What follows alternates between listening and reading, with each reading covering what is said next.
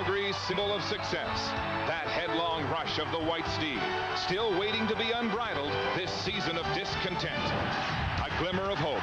Quarterback Marcus Crandall returns from the injured list, thrust into a starring role, engineering a last-minute win in Saskatchewan.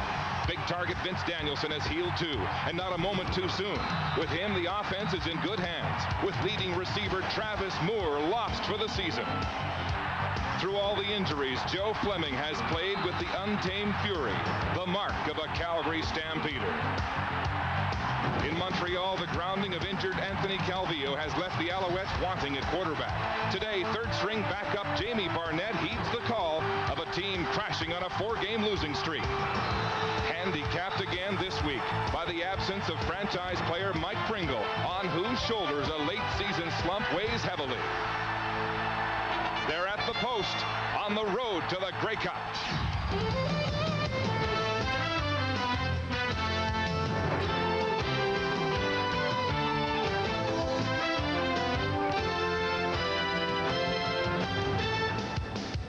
The CFL on CBC today from McMahon Stadium in Calgary. The Stampeders meet the Montreal Alouettes for the second and final time this season.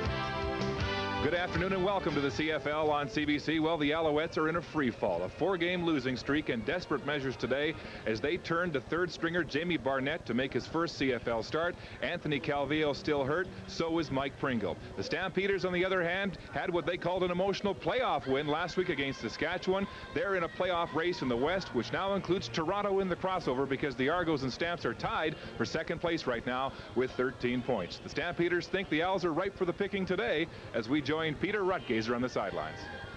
Now, Anthony Calvillo not supposed to play today. I saw him in the warm-up. Watched him walk off the field. I said, Anthony, how's the shoulder? He has that injury, non-throwing shoulder. He says it's not 100%. And then I asked him, are you going to play today? And he says, you never do know. I turned around. Steve Charbonneau was listening in on the conversation. Charbonneau gave me a little bit of a wink. So you never know. Anthony Calvillo could play here today. The expectation for this level in the province of Quebec and in the city of Montreal, very high. They're expected to get to the title game and win a national championship. They want to snap this 4-game losing streak here today at McMahon Stadium. Back up to you, Mark. Interesting intelligence from the sidelines in the pregame warm-up, but I think Calvillo's big role today will be as an advisor for Jamie Barnett. He's had 1 week taking first-string snaps. What do you make of his predicament? Well, I think you just hit it on the head right there. He's only had 3 practices. That's 3 practices to try and swallow up the whole offense. I mean, I wonder how much of an offensive game plan they're going to give Jamie Barnett today, or will he be on a limited package? We know what he can do athletically. We saw his arm last week. We know he's got a strong arm. We also know he can run with the football. And on defense, Chris, 2 rookies on the corners. You know, I like these guys. Great athletes on the corner. Reggie Durden getting his 2nd start. James Whitley getting his 3rd start. Hasn't played since September. James Whitley hasn't. But the fact is, he was Defensive Player of the Week earlier in the season, picking off 2 interceptions. So they can do the job on the corner. And here in the foothills, all smiles with the return of the men from injury, Marcus Crandall and Vince Danielson, last week. Well, you know they're happy to have Marcus Crandall back. You know, he wasn't spectacular last week, but he did what he had to do to take the team and put them in a situation to win the football game last week. And he's so happy to have that guy back right there, the big clutch receiver, Vince Danielson, who finally feels 100% healthy. Looking smart in their retro uniforms for today's big game. How about your game notes? Come on, stop! Stop, stop! Stop the turnovers on offense. I mean, you can't have 5 interceptions and 2 fumbles. On defense, you got to stop the big play. Ted Alford had his way with the secondary of the Alouettes last week. How about the Stamps? Oh, come on smoking. I don't mean cigarettes. I mean, you can't be behind 20-4 and expect to win football games. And on defense, start catching the football. They've got 50 pass knockdowns in the backfield, and they should have at least half interceptions. Last week alone, 3 balls bouncing off the chest. That won't do it. And Stickham is still banned in the CFL. The Stamps haven't beaten a team in the East this year. That's the order today against Montreal, Peter. It is bright and sunny. Great day for football. A little bit of a chill in the air, but you never know. The weather can change here in southern Alberta. But for now, looks fantastic. At the half, Standard Life Heroes of the CFL featuring the Owl, Steve Charbonneau. Don Whitman comes along with his CFL scrapbook. And first half highlights with Mark and Chris. Let's go back upstairs to the big man and Mark.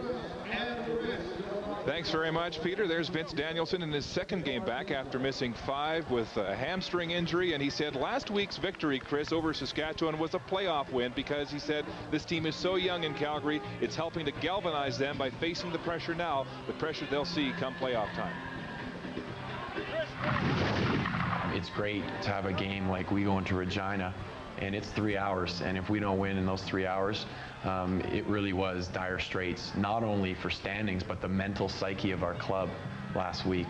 I love to see it at this time of year, and I hope it goes right down to the very last game, the very last quarter of the 18th game of this season, and we pull it out then, because it will help us a couple weeks later when we hit the playoffs.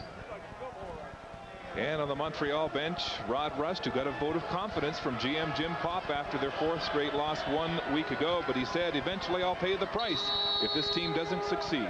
Wally Buono, of course, just 2 wins shy of moving into 2nd place all time. Wins by a regular season, in the regular season, with Frank Clare. Windy day here in the foothills. Chilly day for football. Feels like playoff time, Chris, as they set the tee up, and will have to hold on to this one for Mark McLaughlin. The Alouettes won the toss. They deferred. And we're underway. Pence has it, or rather Haskins for the Alouettes, and he's hit early. Wow. Willie Fells comes out with a vengeance off the kickoff, Chris. Nice job of getting downfield, staying in your lanes. You know that the Montreal returners are always dangerous when they get their hands on the football, but a nice job of going down there and laying the lick on them. Jamie Barnett trying to learn the offense this week, almost like taking a drink from a fire hose, Chris. Well, he's got Haskins and Appel in the backfield with him. Receiving crew, Copeland and Climby, Cahoon and Davis, the wide receivers. Big offensive line, Chu, Flory, Versheville, Okeke, and a slim down Neil Ford at the right tackle. Barnett, number 2 all-time in the ACC conference in the USA in yards passing and offense. He'll go to the shovel pass early. Right away, though, he's brought down Haskins. Joe Fleming.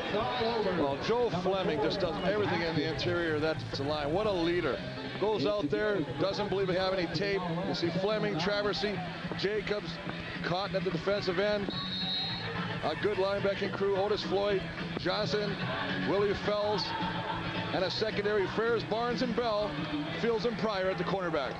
It's 2nd and 8, and not the situation a young quarterback wants to be in his opening drive of his first CFL start. Barnett in the shotgun formation, will move the pocket left, pressure, throws it up for grabs, nearly intercepted.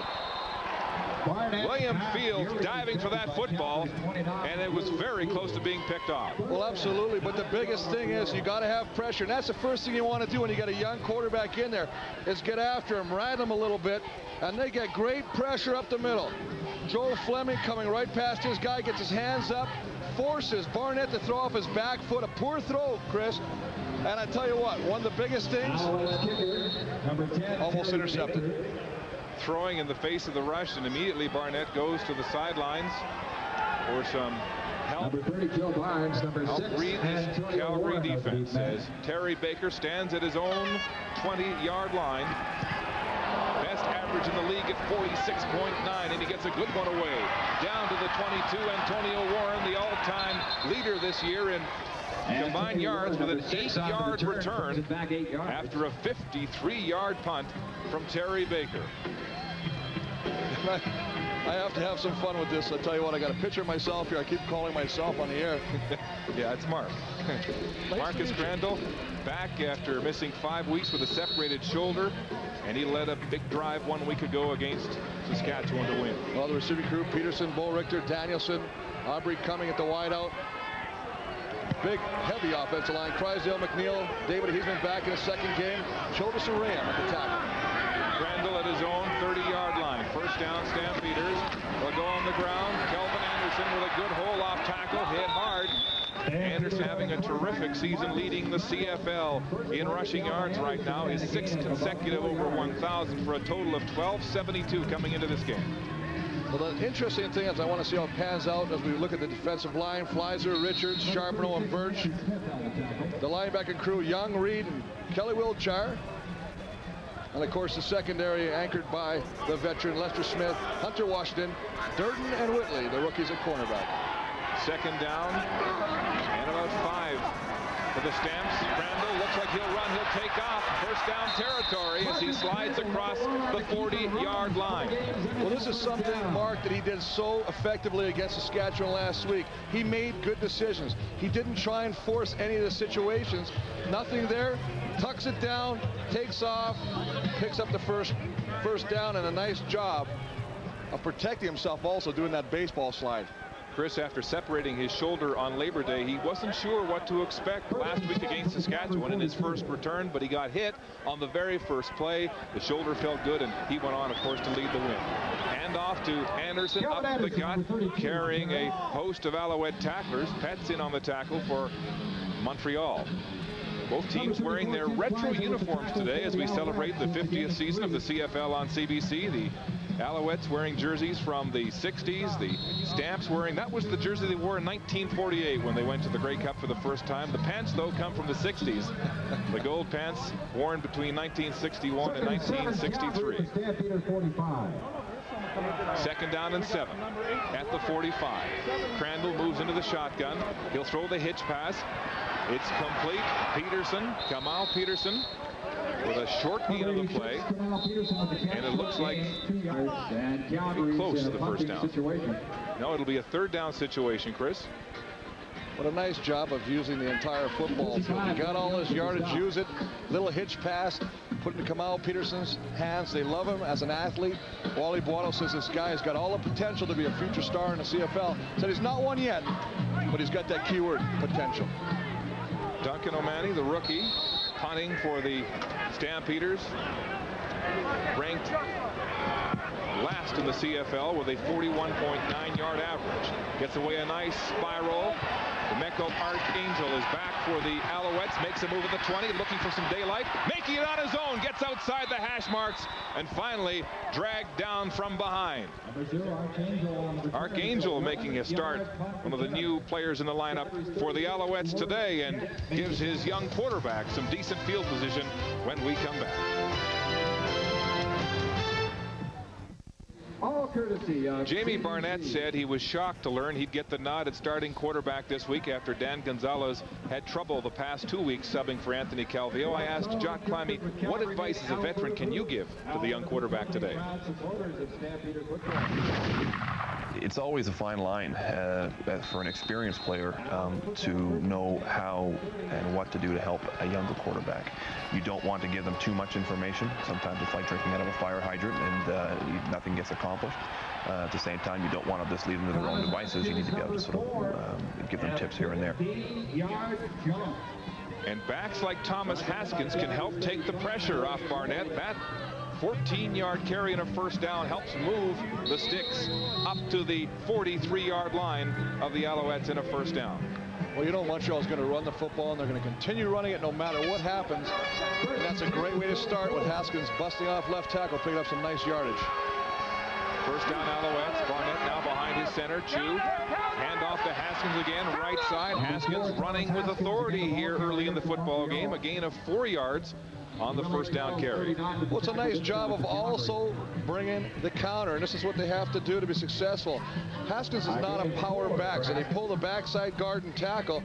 See Joe Fleming going to work across it. You can see there's 53. OKK coming around. He's going to pick up linebacker Willie Fells.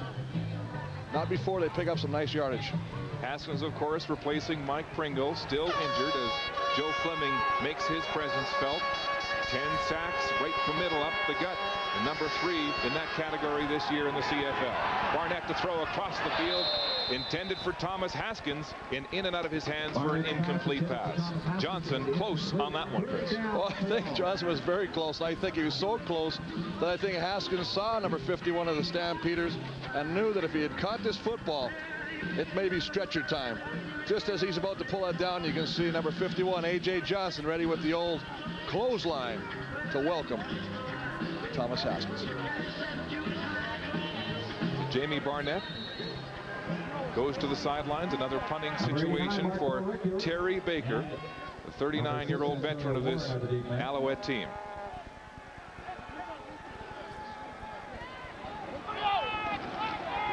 into the sun. A wobbly punt aimed to the sidelines. Antonio Warren has it, drops the ball, it's loose. Warren gets on it quickly as Andre Bolduc was right there and waiting for the Montreal Alouettes. A 44-yard punt and no return for the Stampeders. 43 yards for Jerry Baker on the kick. Use your Canadian Tire credit card when you run in, and you'll run out with 20% more Canadian Tire money on the card. It pays to use the card. Chris, a close call at the 19-yard line for the Stampeders.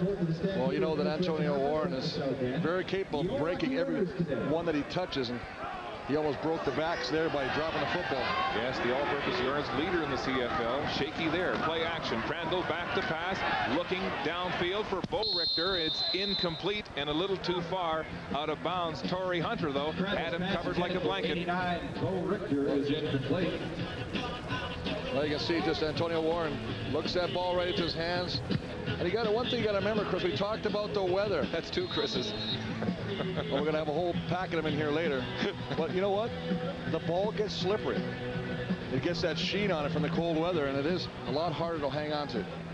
2nd and 10. Stampeders at their own 19-yard line. Mark Lee along with Chris Walby and Peter Rutgazer as we celebrate the 50th season of the CFL on CBC. Another pass, this time attempted for Kamal Peterson, and it's incomplete with Ricky Bell all over him. Well, nice job of sitting back there, but good coverage, as you say. Kamal Peterson trying to come back to the football like a good receiver should. Good protection, just sits back in a pocket, delivers. Glenn Young getting in his face, but results not favorable for the Stampeders to continue, and Omani Azanda punt the football away. Got himself in trouble against the Tiger Cats a couple of weeks ago, having one blocked in about this position on the field. This time lots of time, and he casually gets away a high punt. Archangel at his own 51. He's got some speed, tries to get outside, reverses field. Look at this man go. Archangel now down the sideline, finally pulled down, but there are flags on the play. The ball's loose, but it's been blown down. 39-yard punt, an 18-yard return, and Archangel looks like he may be shaken up.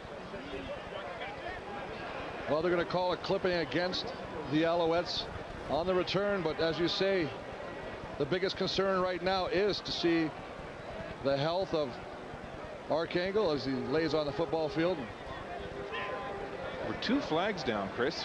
One early in the backfield. And this would be a huge blow. We saw last week they had a newcomer got his first start, Jeremy Rudolph. They really liked him. Holding Calgary 33 before the kick. Illegal block, Montreal 23. We're repeating 3rd down. So Mark Washington of the Alouettes and Kelly Lockbaum both flagged on the play. Another look at it, Chris. Well, he's just got such a great change of direction. The starts and the acceleration. That's what makes all great returners. And he gets in there, he gets down, and just as he stops to cut again, you can see the left knee buckle, and he goes down hard. Rudolph left. Actually, he finished the game last week, but they determined he had cracked ribs against Toronto, and they've had 99 manned games lost to injury in Montreal this season. It has been a rash of hurts, including virtually every key skill player on offense. Well, absolutely. Look at the list. I mean, Kavil Pringle, Alexander, Irv Smith, Baron Miles, who hasn't played a game this year, Fillion, Tito Hanna. I mean, it's unbelievable. I mean, as you say, very unfortunate, but hopefully getting some of these key players back, Mark, and I think that's the big key. I mean, getting Kavil back, getting Pringle back. They know they're in the playoffs, but you can see right there, just the knee just buckles underneath, and that's one of the dangers of turf, artificial turf, is your feet. They wear these special turf shoes. It's like Stickum, it's like Velcro. It stops you suddenly, and sometimes the weight, the momentum of your body carries you forward, and the knee says he's got nowhere to go but buckle. Chris, we were talking to Al's GM Jim Pop just before the game and inquiring about Anthony Calvillo and Mike Pringle, both still in difficulty. Calvillo with the torn rotator cuff in his left shoulder, but Pringle tried to practice this week on Tuesday and Wednesday and went out screaming in pain with that foot injury on Wednesday. We're back to Calgary after this. Ladies and gentlemen, D'Amico Archangel surrounded by his teammates and in what looks like a lot of difficulty. He's played 4 games this season, but that left knee looks like it's been severely injured. A real loss for this Alouette team when you consider that in his career at Fayetteville State, Chris, he had 10 career touchdowns, but 4 of them on kickoff returns. He is a real weapon on special teams, but lost for this game, obviously. Well, he is a game breaker, and very unfortunate, as you say, to see him go this week. Last week, they talked about Jeremy Rudolph, very exciting, fractured ribs. He's out. And so they'll replay the punt. O'Mahony at his 6. Again, lots of time. A spiraling line drive over the head of Reggie Durden. He misjudged it. He goes back and gets it and is quickly brought down. Mark Pilon got his hands on him. A 55-yard punt and a 4-yard return as special teams continue to be hair-raising here in the first quarter. Don't use the word hair-raising, Chris. It just upsets me. But you know what? You got to wonder here. I mean, he just misjudges this. I mean, he can't have this happen. This is a mistake. They were going to get great. First down.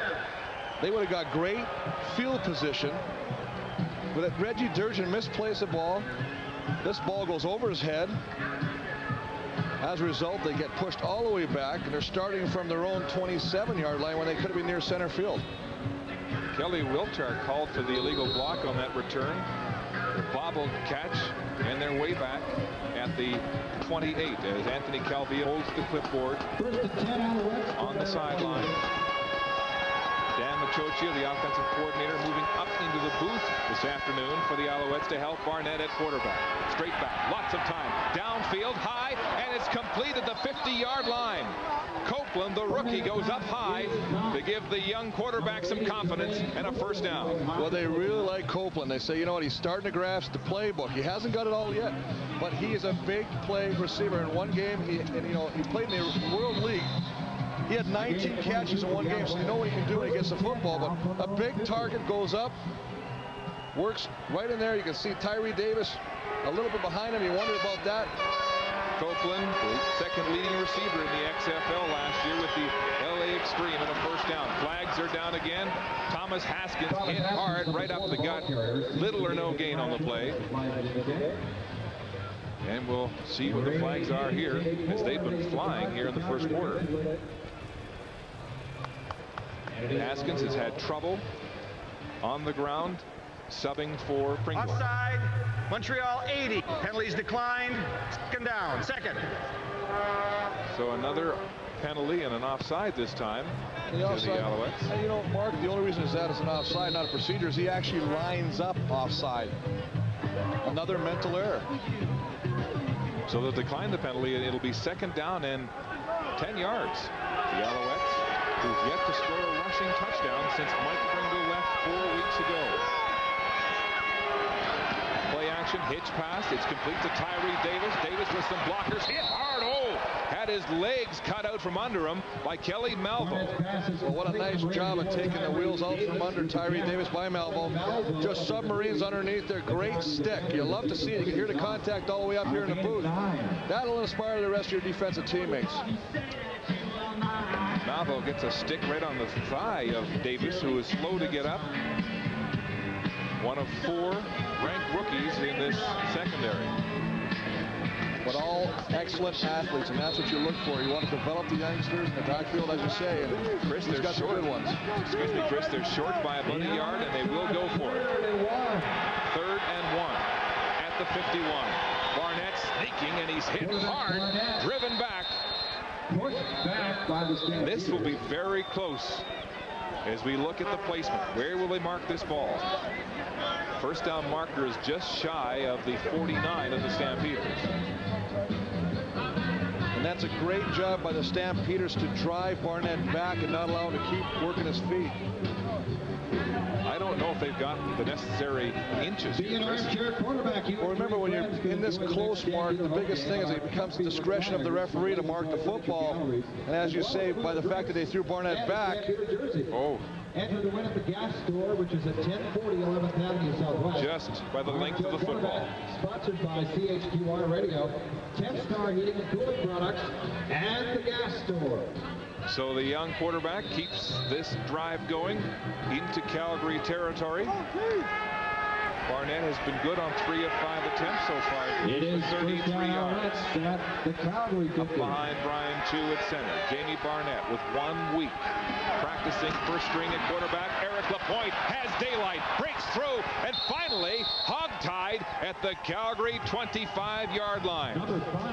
The young man out of Mount Allison University who will get the ball as both Haskins and Lapointe try to make up for the loss of Mike Pringle. That time a 25-yard game by Lapointe. Well, they just love that play. It's just a reach block, a search running play. By that I mean Lapointe will get the ball deep and search for the hole, and he just hits it full tilt. And a nice job on the left side. OKK and Virchville opening up a beautiful hole for Lapointe to run through. Alouettes marching here late in the first quarter. Barnett will hand off to Lapointe again. Almost the same play, left tackle. This time, Calgary smelled that one. Gain of about 3 on the play, Chris. 2nd and 7. Come back this time, but as you say, nice job. Ray Jacobs, Otis Floyd, stopping at the point of attack, limiting the gain to a couple yards. But you know, this Calgary defense is very tough to run against, and you're not going to beat them with the same play many times in a row. And as you say, after getting beat the play previous by Lapointe, they tightened up considerably in stopping Lapointe. 7th play of this Alouette drive, threatening for the first time in this football game. Nothing. Calgary, Montreal, and confusion now as Barnett calls a timeout. Mike Roach, the defensive coordinator, telling us they're going to try to mix up their looks and confuse Barnett, make him hold the ball longer in passing situations. Well, absolutely. But what I like is, you know, the composure and the smartness of this youngster, Jamie Barnett, right here, calling a timeout. Because of the fact of why waste or put yourself in a situation of trying to force a play to work and have something terrible go against you. So, I mean, this is a good thing. Walks the sideline, confers with the coaches, confers with Cavill, make sure you're all on the same page. It's Daniel McKinnon, the receivers coach, who usually is upstairs, but he's come to the sidelines today as Dan Machochia goes upstairs, the offensive coordinator. Far side, having a swig there from his coat cup, wearing the hat, calling the plays. 2nd down and 9. Barnett back to pass. Time hit from behind and sacked hard. James Cotton with a blindside sack of Jamie Barnett. Well, they just love James Cotton here in Cowtown. I mean, number 99. Now remember, number 99 of years past, the legendary John Helton, so that's a great number first off, but he just does a great job of beating an excellent offensive lineman in himself.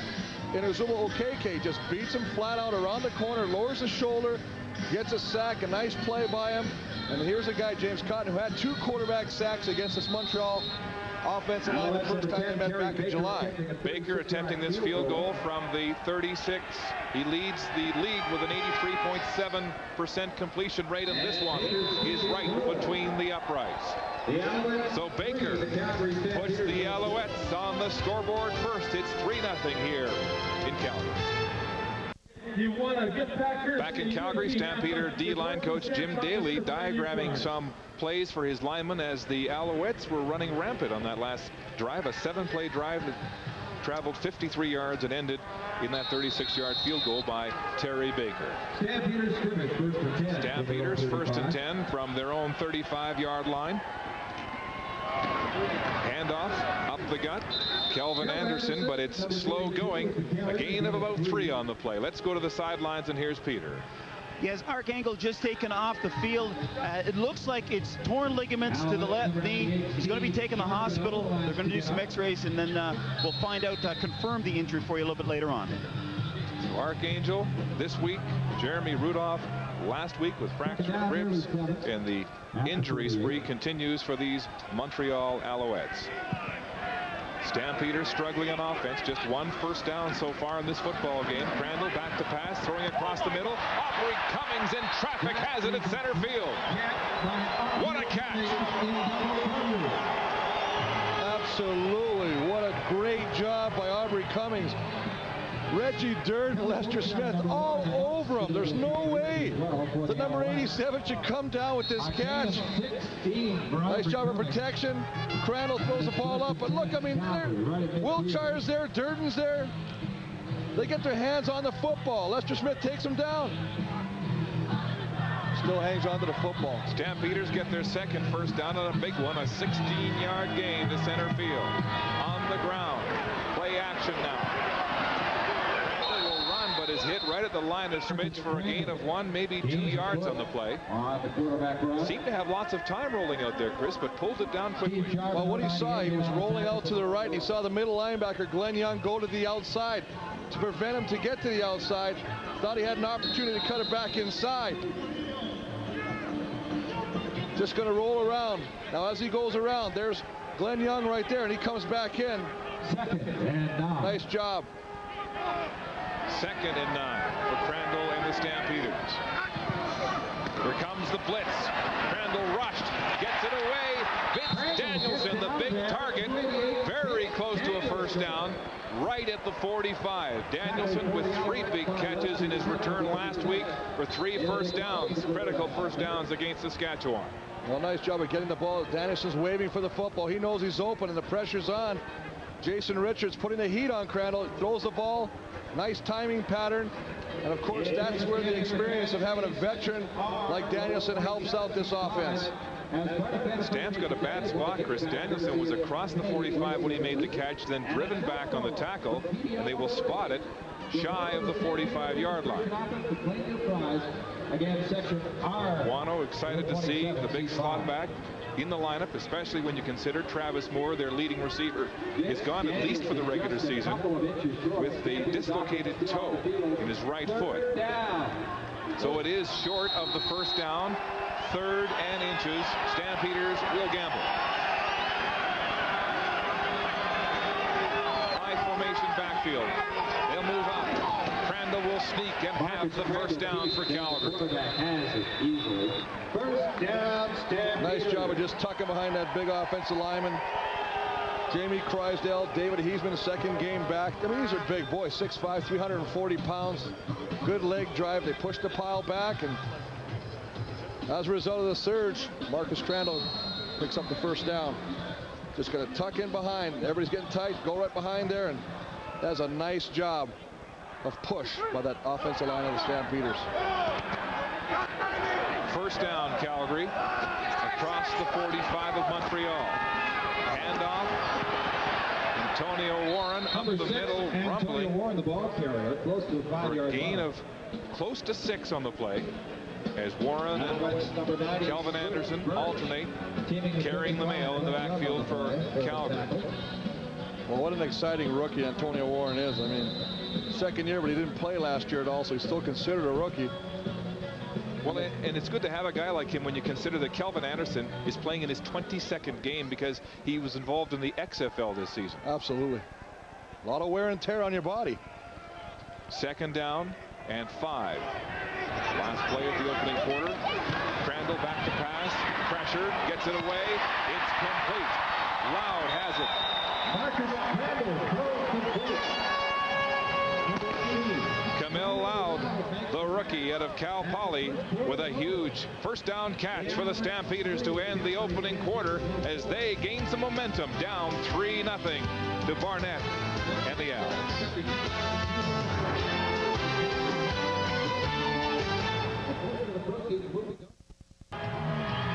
Back at McMahon Stadium in Calgary, the Stampeders threatening but down by 3. Marcus Crandall playing in this game and this season, Chris, with something to prove. People wondered, I guess, going into the season if I was able to step in and be a starting quarterback for any team. And so that was a goal for me, to come out and prove that I can be a starting quarterback in this league and in the league. Right now, Crandall, 4 of 6 for 41 yards through the air. The Stampeders in those retro uniforms along with the Alouettes as we celebrate our 50th season of the CFL on CBC. They wore those jerseys in 1948 in the Grey Cup game. The Owls, of course, wearing the colors of the 1960s. It is first down. Calgary at the Montreal 25. Play action. Wide side and thrown away. Scott Regimbald was the nearest receiver on the play. Crandall made his reads and then got rid of it. Well, you can take a look at the first quarter stats. You can see first downs are equal, time of possession virtually equal, net yards virtually equal. It's been one of those games. They're both moving the ball. Right now, the only difference being a field goal by Terry Baker. George Cortez talking with Wally Buono. The offensive coordinator, Cortez, calls the plays for Crandall and the Stampeders. 2nd and 10. Crandall bobbles the shotgun. In trouble. Gets it away. Incomplete. Again intended for the rookie, Camille Lau, who is in his 3rd start, subbing for the injured Travis Moore. Well, they run a 6-pack. 6 receivers out, nobody in the backfield. Trying to get one-on-one coverage. Look for a matchup. He's got good protection. He just comes back, steps inside the rush of Richards and throws the ball. But nice job of coverage and getting a hand on that football by the safety, Lester Smith. So it's a field goal situation for the Stampeders. Mark McLaughlin will tee this one up at the 32-yard line. Good on 30 of 42 this year. His longest from 45. Well within his range with the wind at his back. Ball down. McLaughlin hits it hard, and it's good. So field goal for field goal, and we're tied at 3 here early in the 2nd quarter. And Chris, we've been talking about these retro uniforms. The players will sign their jerseys after this football game, and 5 from each of Montreal and Calgary will be auctioned off on the website of the CFL, cfl.ca. The rest will go to charities to auction off to raise money. Well, I think it's phenomenal. I mean, I love these jerseys. I look at the Calgary uniforms with the stripes on the shoulders, and it's exciting because obviously there's no names on the back of the jerseys because of the fact that the stripes are there. We also know there's a couple jerseys being sent down care of San Francisco and a couple to San Diego to a couple famous guys that played here. Doug Flutie and Jeff Garcia will each get 2 to sign. And if you'd like to get a hold of one of these jerseys, you can go to our website right now, cbc.ca or the cfl.ca, and put your bid in right now. Alouettes go back on offense. Haskins takes the handoff right side. And again, it's tough going, Chris, outside the tackle. But you know they're never going to give up on the running game. It's just a counter again. Just going to pull the backside right here. These 2 guys are going to pull. Verschoval and Okeke going to go around the corner right now, trying to find an opening for Thomas Haskins. But James Cott, number 99, there with the rest of the Stampeder defense, slowing him down after a 2-yard gain. Haskins averaging just under 5 yards a carry, is 4th for a total of 19 yards. But as we mentioned, Montreal's running game has suffered with the injury to Mike Brown. Barnett has to pass across the middle. It's complete to Ben Cahoon, and he's dropped in his tracks. Well, Otis Floyd just lays a licking on him right now. We've seen some incredible high-velocity pops already, Mark. I mean, you know that this game, you mentioned it early, every game now is a playoff game. It has such serious implications to where you are, and if you can finish and get into that postseason. Brilliant open field tackle by Otis Floyd. Stops Cahoon short of the first down by 1 yard. Well, it's tackles like that that give you the momentum. I mean, it forces Montreal to a kicking situation, not allowing Ben Cahoon to try and fight for extra yardage. It would allow maybe the drive to stay alive. Baker will punt into the wind, standing in his own 30.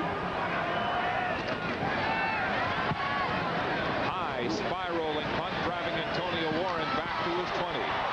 Gets a block from Bo Richter. Gets outside, but there's no more room to go. A 46-yard punt from Terry Baker, and only a 6-yard return for number 6 of the Stampeders. A field goal apiece here in the first half. 1st and 10. Flutie out of the shotgun. For Pitts, touchdown!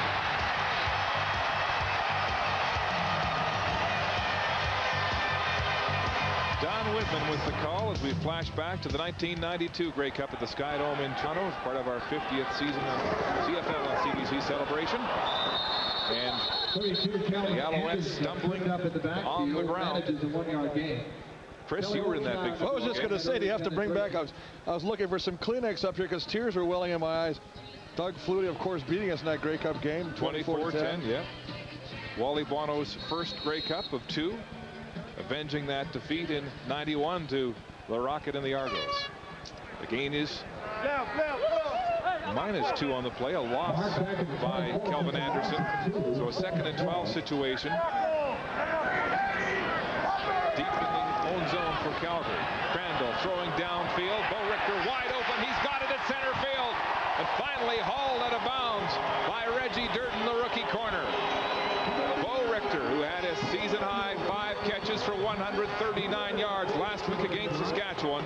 And a big target there. Well, nice job of Crandall seeing the blitz. Washington, 23, going to come on, but Bo Richter just working on Reggie Durden. Little arm over, and that's one of the things that benefits of being a tall receiver, working against a shorter defender. He swims him, does a nice job of getting into the open field. The ball is laid right on right over the shoulder, where only Bo Richter can catch it. Just a nice job of execution by the Calgary offense. Bo Richter with his first catch of the football game, as Crandall has used 5 receivers so far in 5 completions. Anderson looking for a hole, negotiating the defensive line. It's strung right out along the line of scrimmage. Maybe another loss, Chris. Well, you know, one of the things that I was looking forward to today, Mark, was the fact of watching the #1 running offense against the #2 run defense of the Alouettes. And boy, there's really been some battles there today, as you see Anderson looking for something, but nothing there as the door is shut. No, 5 carries, only 10 yards for the league's leading rusher, looking to snap Mike Pringle's 4-year hold as the #1 rusher in the CFL. 2nd and 11, loss of 1. Crandall deep, back, time, he'll take off. Chased by Charbonneau, eludes him and slides for a first down, Calgary. Savvy. Boy, I tell you, you just got to love what Crandall sees here. They're only rushing 4. They're dropping everybody else. As a result, the defensive linemen get pushed to the outside. Charbonneau to the outside, Belly to the outside. As a result, he's got nothing but opening. Tucks the ball down. Nice job of picking it up and sliding for the first down. Gain of 14 yards as the quarterback pulls it down. First down, Stampeders.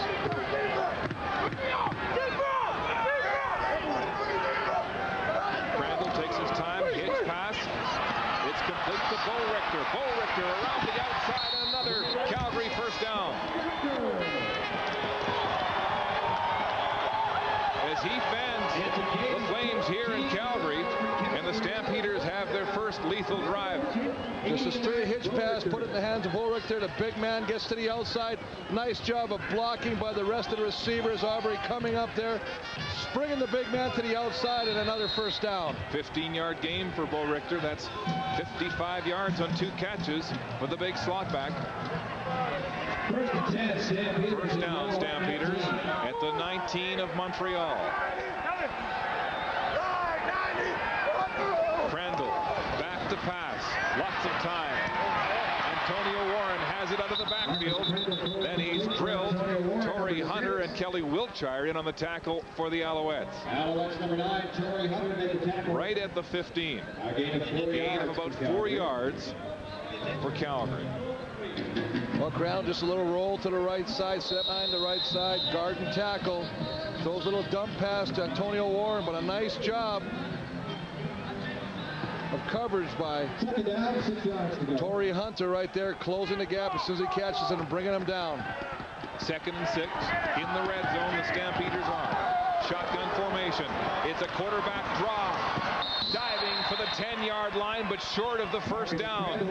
Marcus Crandall. That was a called play right from the get-go. It'll be 3rd down and about 2 as the fans begin to call the Stamps to go for it. Have you been in any other stadium in the world that doesn't want your offense, as they're moving the ball so successfully right now, to go for it on 3rd down? Nope. Here comes the field goal unit, and here come the boos. Absolutely. They've been moving it. Again, a pre-planned call, a set call.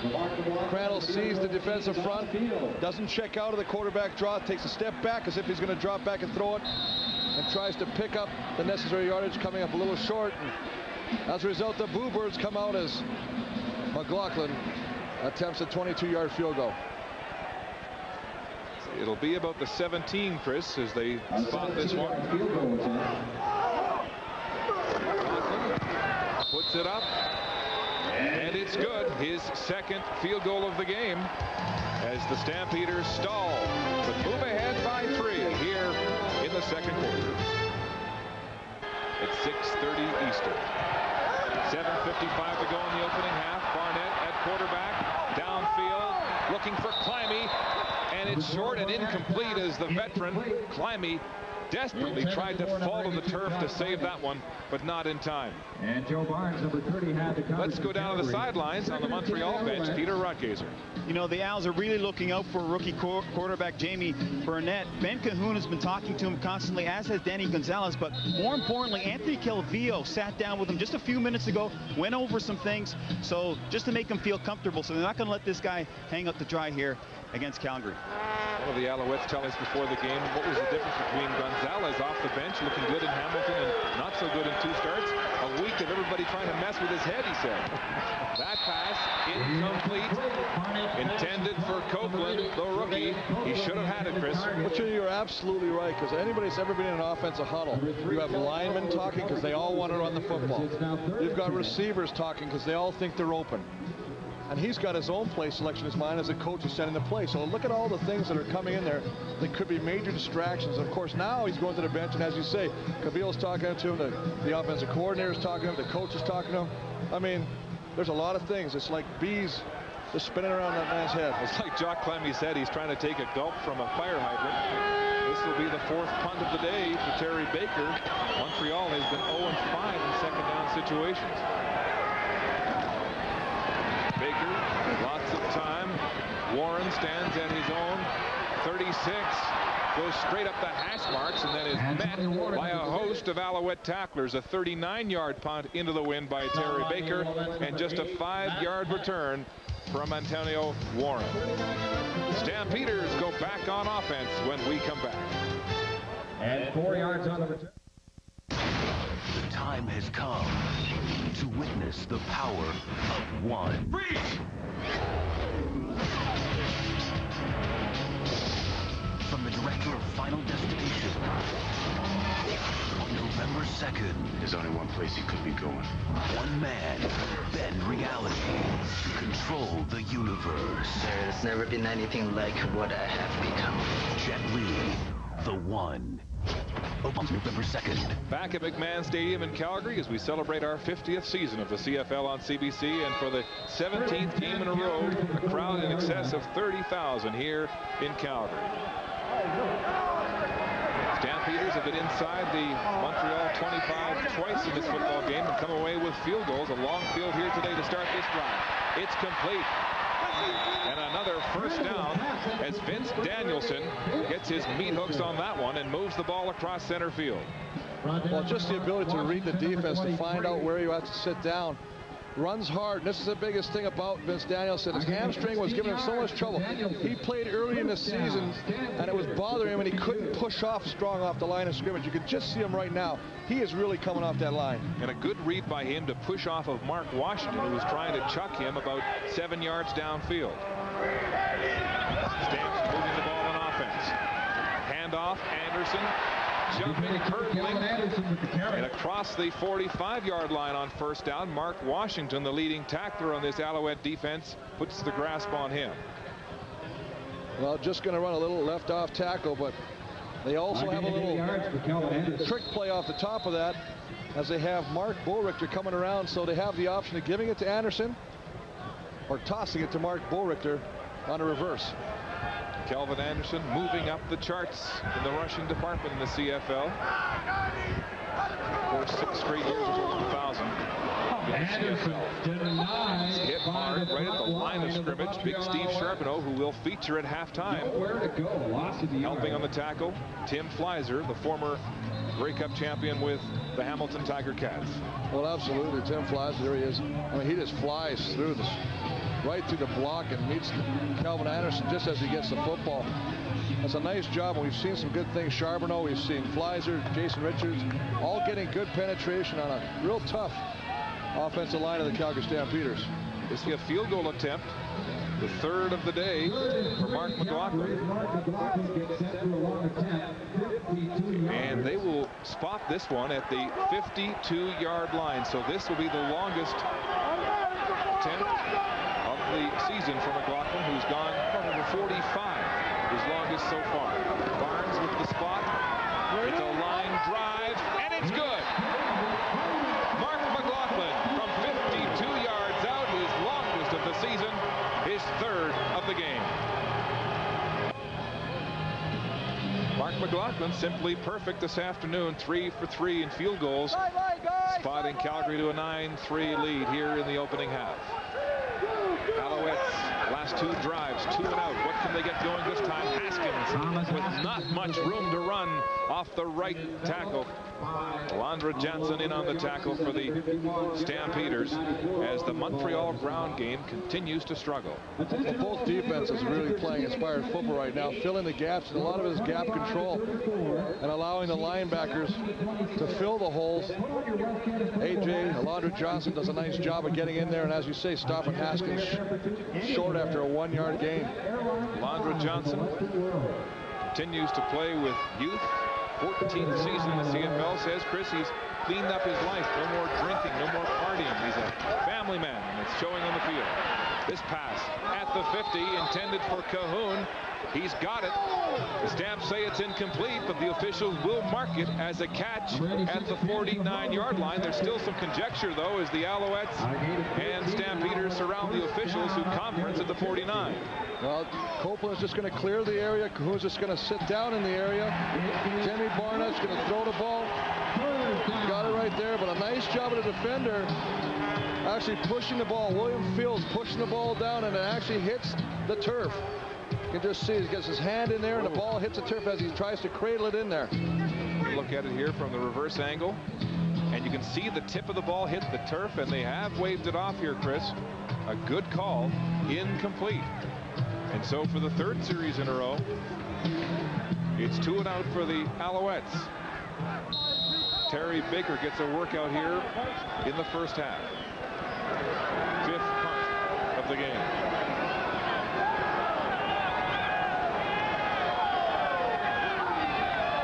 Loud has joined Warren back to return this punt for the Stampeders, and it is Loud looking into the sun. He's got it at the 25. Gets a block across the 40. Flags fly. Loud in open field. One man to beat. Baker. Oh, and a shoestring tackle from behind. Holds the rookie down at the 35.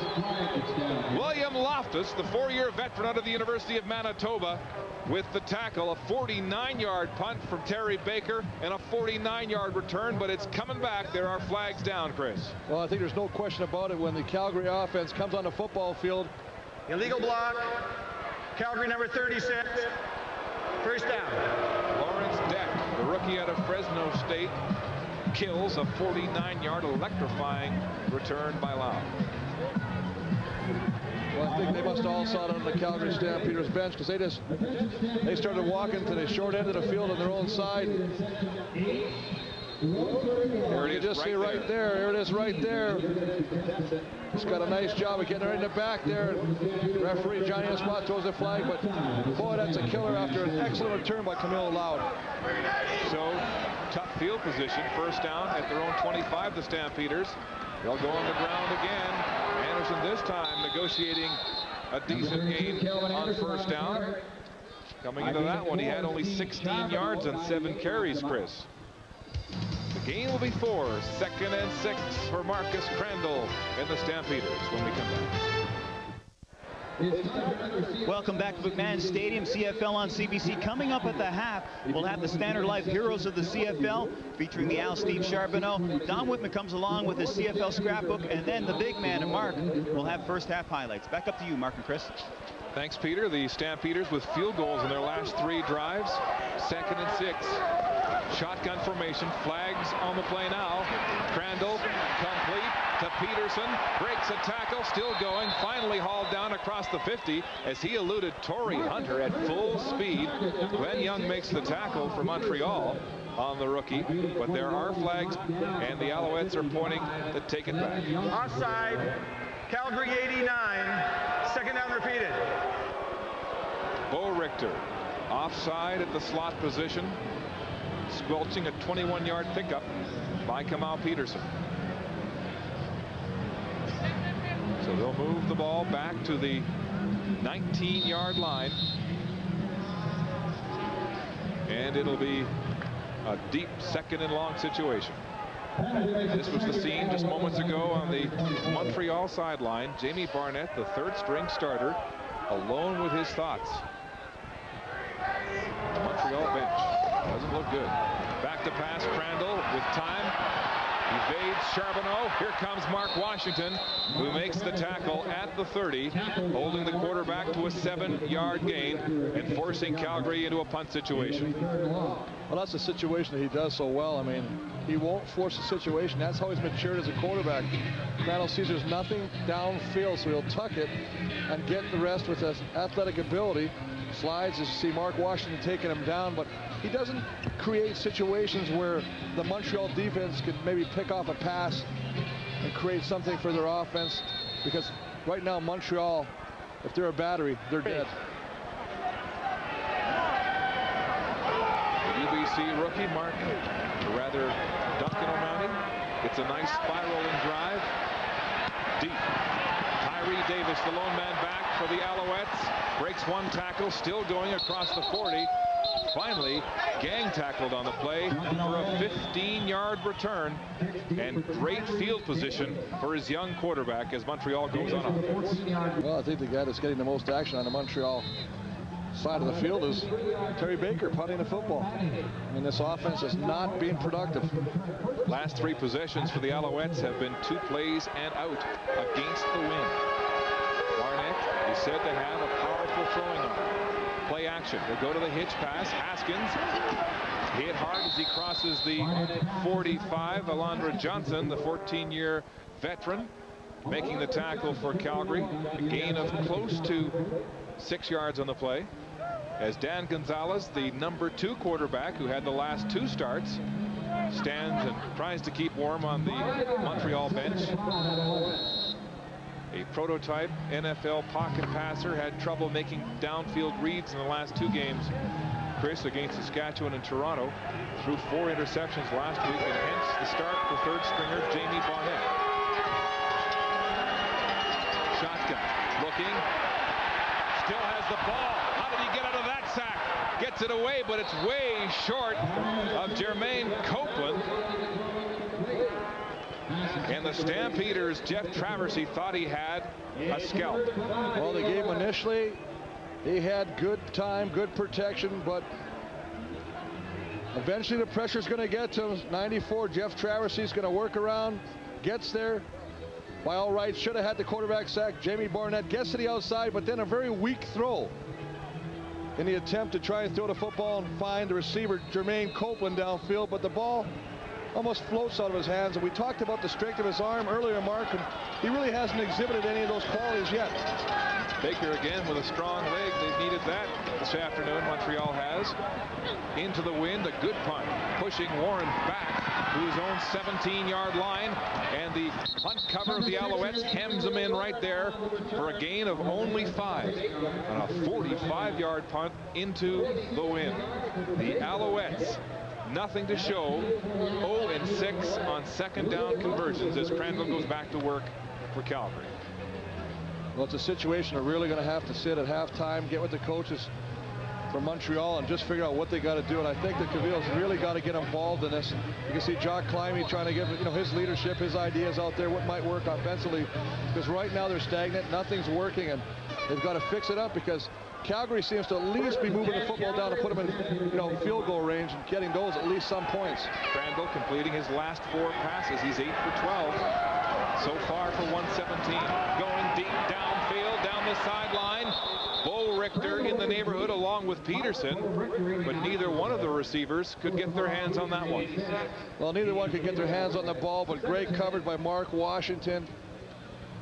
Lester Smith coming over from the safety position to help out. You can see him coming across right there. Just a good job of coverage all around. James Whitley, 26, working on Kamal Peterson. Bo Richter seemed to break off his route. He stopped running, then turned it on again. The ball sailed over his head. So it's 2nd and 10, Calgary. Ball on their own 25. 6 receivers. Crandall down the middle. It's complete to Kamal Peterson, still on his feet, and first down territory for the Stampeders as Wiltshire cannot bring him to the ground. Stephen Reed made first contact for the Alouettes. A 15-yard gain, Chris. What a nice job, as you say, Mark, of clearing out 6 receivers. They work so well together. The purpose is that you may have to run a decoy route. You may not be the primary receiver, but you've got to clear the area. That allows Kamal Peterson to work against Stephon Reed, and nice catch by him. Back to the air, downfield again.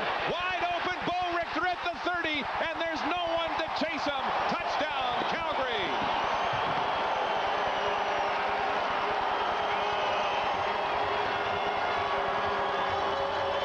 Crandall to Bo Richter, and a 70-yard long bomb, and the first touchdown of the football game. Well, I'll tell you what, there's definitely a mix-up in the secondary of the Alouettes. Mark Washington with the coverage, but he doesn't. He just bumps him up. There's Durden. Nobody picks him up. 23. Mark Washington is the last one to see Mark Bo Richter run behind him. And as you say, the end result, a 70-yard touchdown. But again, another crucial big play that has been haunting this Montreal defense. Bo Richter with his 11th touchdown of the season. Leading all Calgary Stampeders as Mark McLaughlin gets set with the point after. It's a mere formality, and the Stampeders open a 16-3 lead with 1 minute to go in the first half. Bo Richter, some say, Chris, will get NFL attention next season. Oh, absolutely. I mean, but it all started by having a six-pack and having Kamal Peterson with a nice catch over the middle, and obviously a defensive breakdown and a wide open Mark Bo Richter behind coverage, and a 70-yard run to the end zone. Bo Richter with that catch now has 3 for 125 yards and a touchdown. Remember last week against Saskatchewan, he had 5 for 139. So clearly a big target inside for Marcus Crandall, and really making up for the loss of Travis Moore. Well, obviously, also 7 touchdowns in the last 4 games, so he's on fire right now. And, you know, you talk about guys like Danielson, there you see Durden and Mark Washington talk, as you see a happy Bo Richter there with the hat on. Washington, who is the #1 DB and tackler, talking to the rookie Durden, number 30, who has a lot of responsibility. We mentioned off the top of the broadcast, rookies on both corners, as Rod Rust, who doubles as the defensive coordinator, goes in to have a word.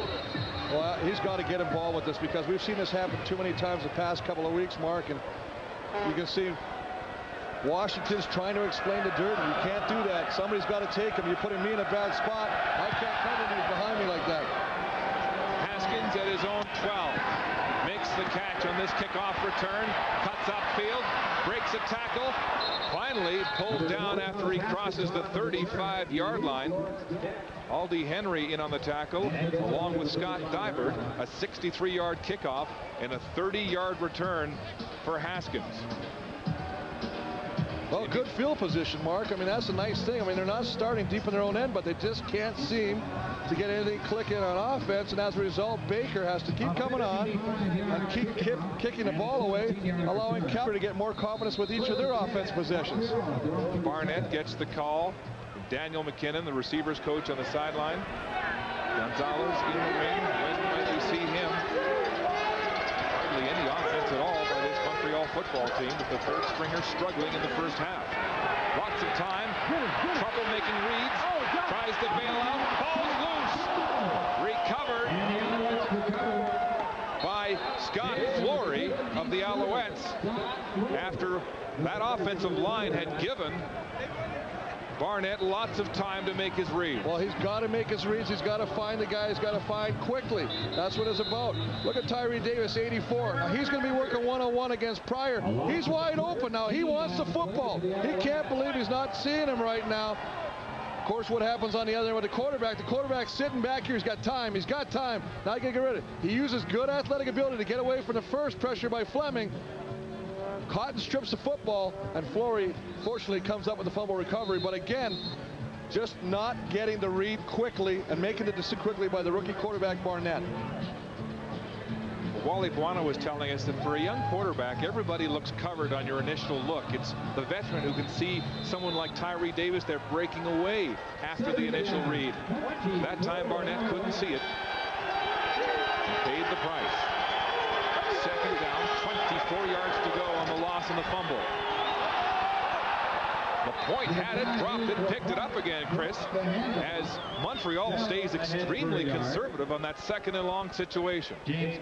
Absolutely. They come back with a delayed draw, and as you say, LaPointe very fortunate to get the football back. Just going to give it to LaPointe, sticks it in there. He drops it, very fortunate to get the ball back. Recovered quickly, tackled quickly, and as a result, the man we've talked about a lot already in this first half, Terry Baker, number 10, on to it again. Third Montreal fumble of the half, all recovered as Barnett goes back for a tutorial on the Montreal sidelines, and Terry Baker comes in to punt again. And you know, one of the things we talked about with El Cabildo, the last 3 games of El Cabildo, 12 turnovers. And it's not looking any better right now. 27 points on turnovers to the Toronto Argonauts 1 week ago. Antonio Warren at his own 40. Glenn Young in on the tackle to limit that return to 9 yards by Warren with 9 seconds to go until halftime. Might the Stampeders get one deep pass and a field goal away before we go to the half? Well, they still have their timeout, so they can get a quick playoff. Ball timeout. Rent-a-car company of the Calgary Stampeders. Crandall comes in with instructions from George Cortez, wielding a hot arm, leading 10 of 15 for 202 yards and a touchdown in the first half of work. First and 10, Calgary, their own 49. A 16-3 Stampeder lead. Alouettes in a prevent defense here. Crandall looking deep downfield. It's complete at the 45-yard line to Kamau Peterson. Is that close enough for a field goal with 3 seconds on the clock? Just shy of the 45, which means, Chris, they'll probably spot it close to the 52. That's the yardage that McLaughlin kicked it from on his last field goal. And remember, he has the wind at his back. He, as you say, kicked a 52-yarder. His longest previous to that was 45. I mean, that's a real confidence booster for McLaughlin, knowing that he booted the other one, and he had a lot of room to spare when he put it through the uprights. That reception setting up Mark McLaughlin. This will be the last play of the first half, and they will spot this one at the 53. So 1 yard further than the longest of the year for McLaughlin. With the wind at his back again. Movement of the line of scrimmage. The play is blown down. The kick was wide and short. Penalty markers down. But might they move this a little bit closer if it goes against the Alouettes? Butstein conferencing. And it looks like it might go against Calgary. Well, we saw Fred Childers, 68, jump. It's a question of whether the defender jumped first. They're not moving the ball. It may go both ways here, Chris. Time count violation. Calgary 13. Second down. Second. So they lose the down on the time count, but they don't move the ball. And it's a good thing for McLaughlin because he shanked that one. The Alouettes getting the official ruling as Mark McLaughlin gets a second chance from the 53. Pat Barnes will hold this attempt. The last play of the first half. This time McLaughlin hits it harder. Will it get there? Yes! Mark McLaughlin from 53 yards, his longest of the season. And the Stampeders reel off 19 unanswered points to take a 19-3 lead at the half. Here's Peter with Wally Buono. Wally, you said earlier this week that Thomas Haskins wasn't chopped liver. You've been able to shut him down in the running game. How have you been able to do that? Well, I think it's just good gap control. He's had his good runs on us, too. Right now, our defense is playing well. Our offense is making some plays, and that was a big kick here at halftime. Did you think that the offense was going to come on? It looked like they had a couple of plays there, and then eventually, were you feeling confident as the half went on? Well, again, Montreal's got a good defense, and obviously, we knew that we were going to have time where we were going to have to just do what we had to do. But we got the big play, which really helped us. Okay, best of luck in the second half, Coach. Okay, back up to Mark. Stampeders celebrating 4 first-half field goals, but there's work to be done for the third stringer at halftime. It's 19-3 Calgary. CFL Scrapbook with Don Whitman, brought to you by Dodge. Grab life by the horns. If football fans were to vote on the best player of all time in the Canadian Football League, many would name Doug Flutie. Well, if Flutie was not the best quarterback to ever play the game, he was certainly one of the most exciting. Flutie compiled some remarkable statistics during his 8-year CFL career that saw him play in BC, Calgary, and Toronto. 5 times he completed better than 400 passes in a season. Twice he passed for over 6,000 yards in a single season, and 277 of his passes went for touchdowns. Ironically, on the day he threw most often, 63 attempts against Saskatchewan on August 7th, 1992, only 1 went for a touchdown, and the Stampeders lost 30-21. And in his 8-year career, Flutie completed 4,584 passes. Well, the current Stampeder quarterback Marcus Crandall has attempted only 16 passes, but he's completed 11 of them for 217 yards. They're going gangbusters, Calgary, but how about poor Montreal with 46 yards passing to show for this? They must be having fits at that halftime. Well, you know what? They tried to get their running game going because we thought that would help take the pressure off the rookie quarterback, but Calgary has stuffed the run, forcing Jimmy Barnett to try and throw the football, but they're taking everything away from him. And his leading receiver is Haskins with 2 catches for 9 yards, and that just tells you how dismal this offense is this half. One of the big losses was the injury to D'Amico Archangel, who blew out his knee, because this is a man with moves who can put a young quarterback like Jamie Barnett in good field position. But this was the unfortunate occurrence when his left foot locked. His knee was blown right there, a very painful looking situation, locking right up on him. Then he takes the hit from Dybert, and that was it. He left the game on a golf cart. Well, absolutely. And of course, on the other side, we've got an offense that keeps growing and getting stronger as the game goes on. And Mark Boerichter, the recipient of this big play, a broken coverage, gets behind Mark Washington, Reggie Durden, and of course, it's a 70-yard romp to the end zone, and the first major of the game, but a big one by the Calgary Stampeders. Yes, and how about Mark McLaughlin from 53 yards out, his 4th field goal of the first half, his longest of the season, to go with another one from 52. So the big leg from McLaughlin coming through for the Stampeders, who have a 19-3 lead right now at the half. And might we see Dan Gonzalez? I think you're going to have to see some sort of change, some sort of spark, if you would, to change this offense right now, because the last 5 possessions, 2 and out. The busiest man out there has been Terry Baker punting the football. All right, we'll see what adjustments the Alouettes can come up with. When we come back, we'll have the second half kickoff as Gonzalez gets warm on the Montreal sideline, his team with but a field goal to show for the first half. Jamie Barnett just completing some warm-ups. It looks like he will continue at quarterback for the Montreal Alouettes, trailing 19-3. Calgary here as we get set to start the second half and go down to the sidelines. Here's Peter with Al's head coach Rod Rust. Coach, your defense has played fairly well, but you give up that big play late in the game. Yeah, that was real unfortunate, because I thought we were competing pretty well, and that hurt a lot.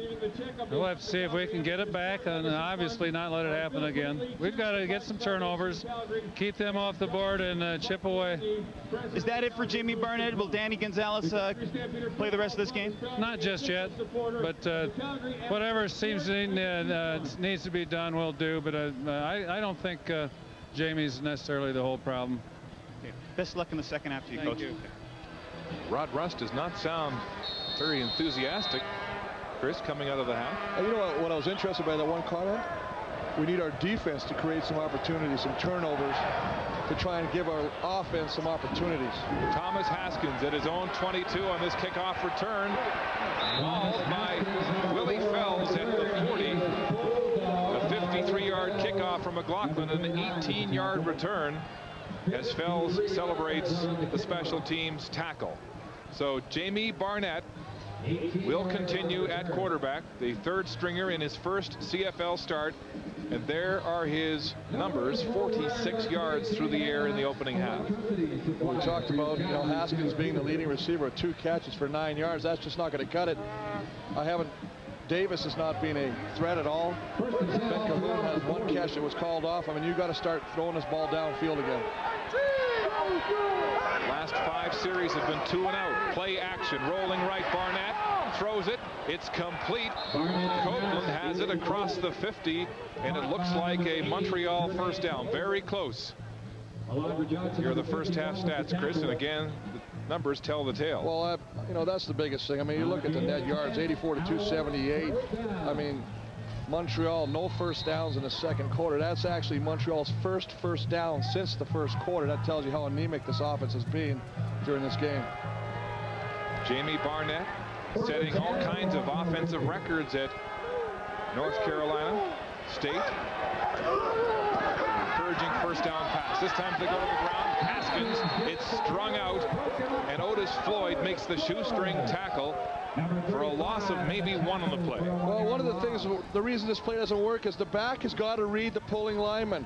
Now he tries to go outside of OKK's block, number 53 there. You can't. He's trying to block him to the outside. If you block him outside, the back has to cut inside. Another example of this offense not being on the same page. Floyd just strong-arming the big man OKK, then putting the tackle on Thomas Haskins. The loss was one. It is 2nd and 11. It's a tough second down situation. The Owls have failed to convert on the last 5 situations just like this. Barnett in the pocket, across the middle. It's complete. And a first down to the veteran Jock Climie with his first catch of the afternoon. And for the second time through the air, Barnett has hit strikes. A 20-yard pickup to Climie. Well, just a nice job of sitting back there. He sits in the pocket, throws. He's just got to step on Ricky Bell, but the ball is there. Jock Climie juggles it, but the concentration of the veteran pulls it in, and as you say, that's 2 big plays to start this second half. Climie, of course, in his second game back after missing 3 with post-concussion syndrome problems. Barnett, play action, rolling, pursuit from Traversy. It's away into the hands, and Bruno Heppel can't hold on as he's hit immediately and pounds the turf in frustration. That ball was there. And you know what, Mark? The reason he pounds it, he should catch it. I mean, you can't do this. This is a quarterback struggling to get some confidence, some momentum. The ball is there. Now you got to hold on to this football right now. The fact that he juggles it, keeps his hands up, he's not able to protect himself from the tackle, and he pays the price.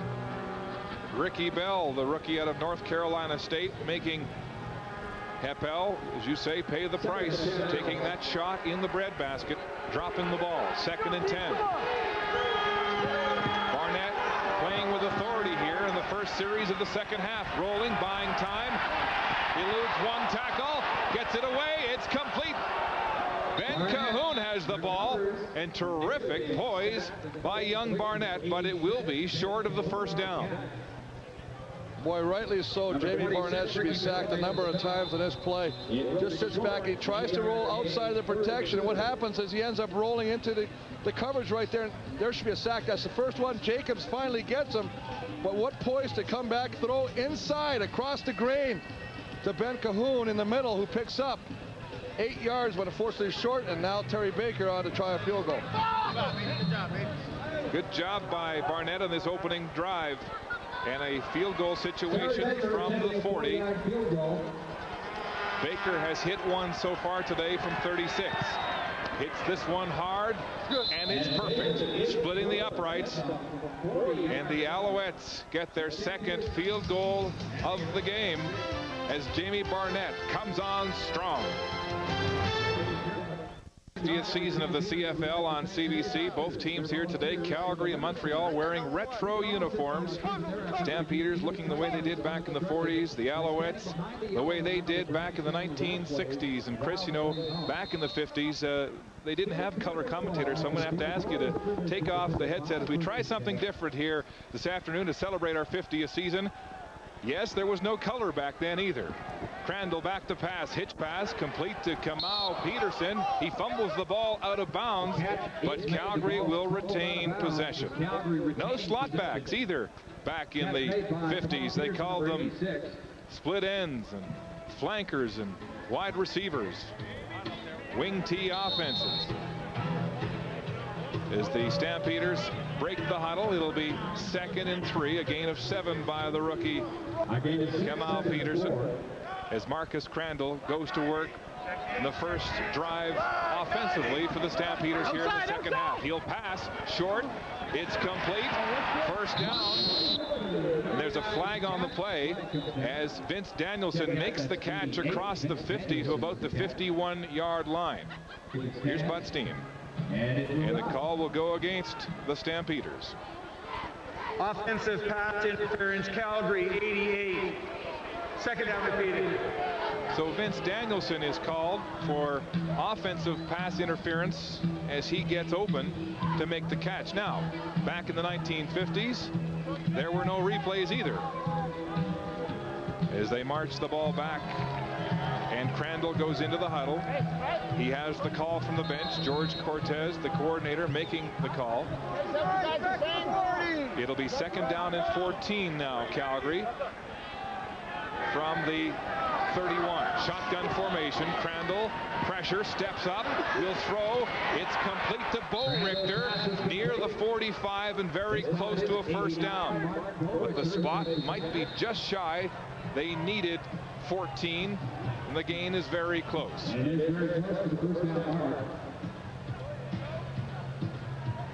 Again, we remind you, do not adjust your set. We are in black and white for a few minutes this afternoon as we celebrate 50 seasons of the CFL on CBC. And you see the spot there, less than the length of a football shy. It'll be third down for the Stampeders, just short of the 45-yard line.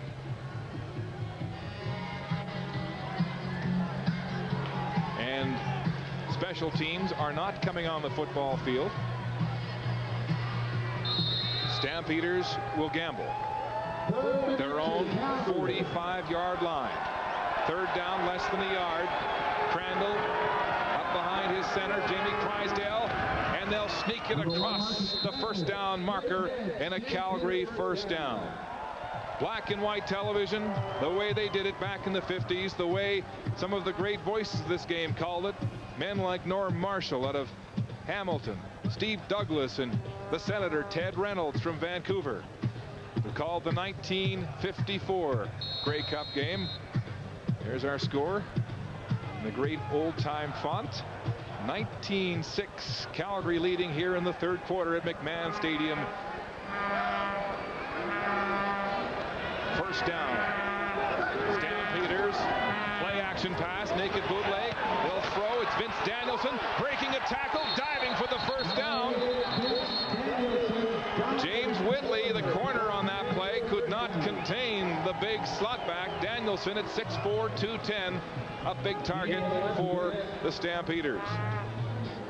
Danielson, of course, missing 5 weeks with a hamstring injury. He told me the other day he's been playing with that for 2 years. Danielson with the classic pose from the old days. I remember having my post serial CFL cards like this all over my bedroom wall back in Ottawa. Great day for the slot back. On the ground, it's Kelvin Anderson running into a huge pileup of Montreal defenders. Fleiser, one of several. There's Stephen Reed out of the pileup. Stampeders wearing the barber pole. Black and white right now, but of course red and white with those nice gold pants they wore from 1961 to 1963. And the Stampeders have asked CBC if they can hang on to those pants games down the road. But the jerseys will all be signed by the players after the game and auctioned for charity. Shotgun formation. Crandall, pressure, steps up. Incomplete. Pass knocked away. It looked like Vince Danielson was the intended receiver. Peterson in the vicinity as well. Tipped in the air, but the DBs of Montreal could not bring that one down. It is a third down for the Stampeders as their opening drive of this half stalls just across midfield. Duncan O'Mahony, the rookie out of the University of British Columbia, to punt into the wind from his 45-yard line. He has a 41.9-yard average coming into this game, worst in the CFL, but that's a beauty. A spiral back inside the 5-yard line. Tyree Davis has has a seam. Flags are down. Finally, Davis corralled as he crosses the 15-yard line. But a tremendous boot from O'Mahony, 47 yards into a stiff breeze here in Calgary. An 11-yard return by Davis. And difficult field position for Jamie Barnett as he comes out for his second series. Montreal number 8. First down. The Owls called again, holding on special teams, and they'll move it back. In the third quarter, it's Calgary, 19-6 over Montreal. There's no score in the first quarter of this Grey Cup game. There's the pitch. Running wide out to this side across the 40, and a fumble intercepted by Bobble. Bobble heading down the line. He may go all the way. Bobble is really turning it on. He's over in the corner. Touchdown for the Hamilton Tiger Cats. Ted Reynolds with the call from 1957, the Grey Cup game at Varsity Stadium, as we come back to living color. And the big man is back on headset. Enough time there, Chris, for 3 hot dogs and a Coke. It's a good thing you weren't counting. It is great to be back, and thank God we got color so we can, you know, I have no job. You're doing such a fine job there. I was just getting all excited listening to you talk. I'm glad you're back, big man. Provide analysis. The replays are back, and Jamie Barnett at quarterback, 3 of 4 completions in his first series for 39 yards. What will he do here? Shotgun. Now he can move. He's got wheels. Scrambling to the short side. He'll run. Hit hard by Malvo, and you can hear that all the way up here, Chris. Nice job of Malvo sticking him, but you can see the determination of the young quarterback. Jamie Barnett getting out of trouble again, doing what he can to keep the drive alive, to keep the offense on the football field. Let's listen to the contact. Malvo.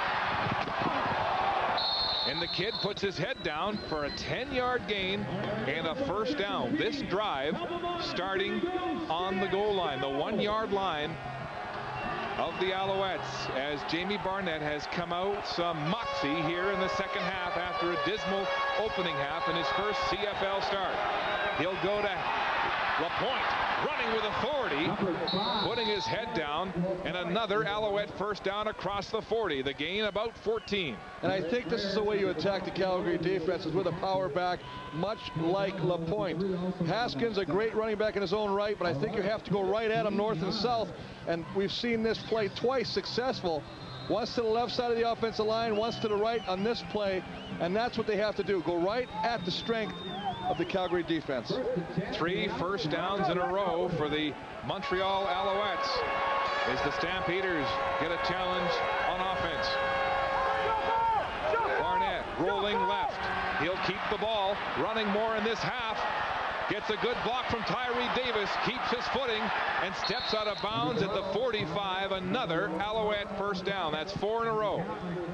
And what they're doing, Mark, is they're trying to run the shovel pass. What he'll do is if they open it up, he's just going to look for, see Haskins number 4 running there. If he's taken, then he has to pull the ball down and try and find what he can get on himself, and does a great job. Nice block by Tyree Davis downfield. And Barnett chugs along, getting out of bounds in Calgary territory. Terrific start to the second half for Barnett, who has not played a meaningful football game in 2 years since he left college at North Carolina State. 3 of his receivers in his senior year went to the NFL. He didn't run much those last 2 years at college because he had a knee injury. This time he'll stay on the ground, giving it to LaPointe. Up the gut left side. Willie Fells helping to make the tackle for the Stampeders in a short gain. Well, 3 yards in a cloud of dust. Only we're playing on turf. But you know what? It's just a good job of just getting it. Again, going there. Willie Fells with the responsibility of making that tackle. He does not make that tackle, Mark. Eric LaPointe is going for a long way. LaPointe, 5 carries, 48 yards so far this afternoon. His longest, the second last for 25. Second down, 7 yards to go. Alouettes. Here's Barnett. staying in the pocket this time. Flushed. Gets it away.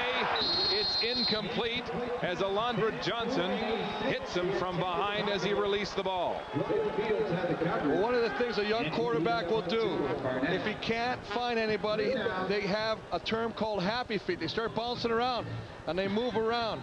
Jock climbing. Now he's going to run his pattern. Just going to work a little bit. Working against Ricky Bell. Goes to the outside. He's wide open. He wants the football.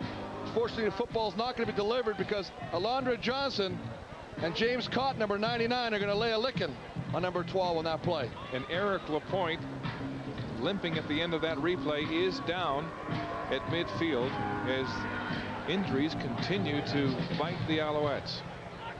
They seem to be looking at that left ankle, working on it right now. Number 5, Eric Lapointe, being attended to. Chris Lapointe running strong here in the second half. The Owls already losing Archangel, the return man, and back in the first half. Of course, Mike Pringle still convalescing after injuring both of his feet. One a dislocated toe, the other a hyperextended arch. And this is not good news, although Lapointe is up under his own steam. Well, he's limping off under his own steam. I think they'll take the shoe off, take a look at the ankle. If they can put some tape on it for support, they will. They'll probably give him a spat job, which is a tape job over the shoe for more support. And hopefully we'll see number 5 back in the football game shortly. Third down and a field goal situation for Terry Baker. Ben Cahoon will spot this at the 49-yard line. 36 and 40, the distances so far for Baker, and he's wide left. And the Stampeders' Antonio Warren will concede a single as they go to work on Eric Lapointe at the Montreal bench. Back in Calgary, and Chris, a chance to update your game notes. Well, absolutely. We can talk about what we expected out of Montreal offense. We said they got to stop the turnovers. Dismal last week. They have 3 fumbles this game already, but fortunately they recovered them all. On defense, stopped the big play. Bo Richter, 70 yards. Calgary, 19 points in the second quarter, so they got some points on the board, and they don't need to catch any interceptions right now because they're stuffing everything anyway. Here's Warren with the pitch out wide side and stopped just as he crosses the line of scrimmage. The gain will be about 3 yards on the play. Well, Antonio Warren, as you say, comes in a lot of times, alternates with Calvin Anderson.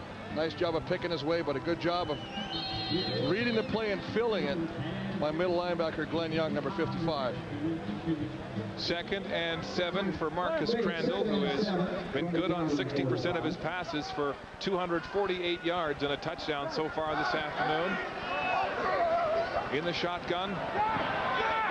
Across the middle. Bo Richter goes up high, but is hit from behind by Lester Smith, Torrey Hunter, and can't hold on. It's incomplete and a punting situation for Calgary. Well, the Montreal defense is doing its part. Tim Fleischer, 34, coming through there with the pressure.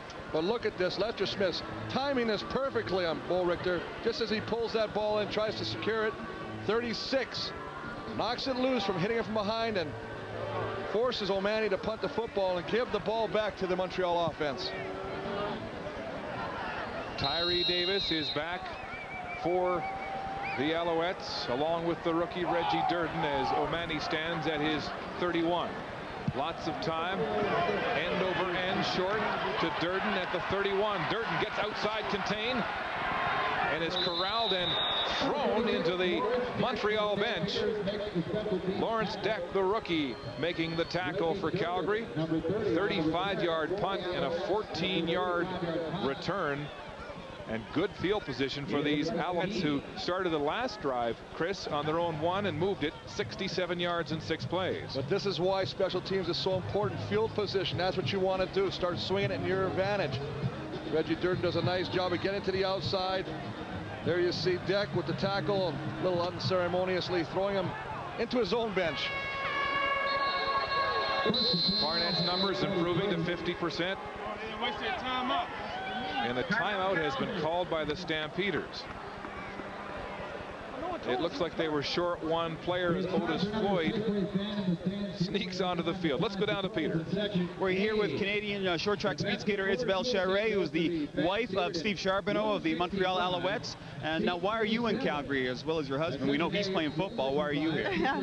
We have a World Cup of short track this weekend, and I wanted to watch a competition. I'm not skating because I didn't skate last year, so I'm not on the racing team, but I'm coming back after a year off, and I wanted to see the competition, the level, international level. So that's what I'm here. What's it like to have two high-performance athletes in the same house? It's good. It's I guess we understand each other, and we know what the pressure is like, and I think it's good. Any advice for him? I know the team has struggled the last 4 weeks. You say anything, you just stay clear out of his way? Actually, I don't give advice, but I think I listen to him, and I understand how he feels, and no, I guess it's a team situation, and I guess they have to go through that, and I think they're going to come back stronger after that. Thanks a lot for your time, and best of luck. Enjoy the game. Thank you. Steve Charbonneau, not just a musician, but also a handyman. He's in the midst of renovating 2 homes, one in Montreal and one in Cowansville, Quebec. Here's Barnett in trouble. Loses the ball. It's down. It's picked up. Cotton rumbles to the end zone. Touchdown, Calgary Stampeders.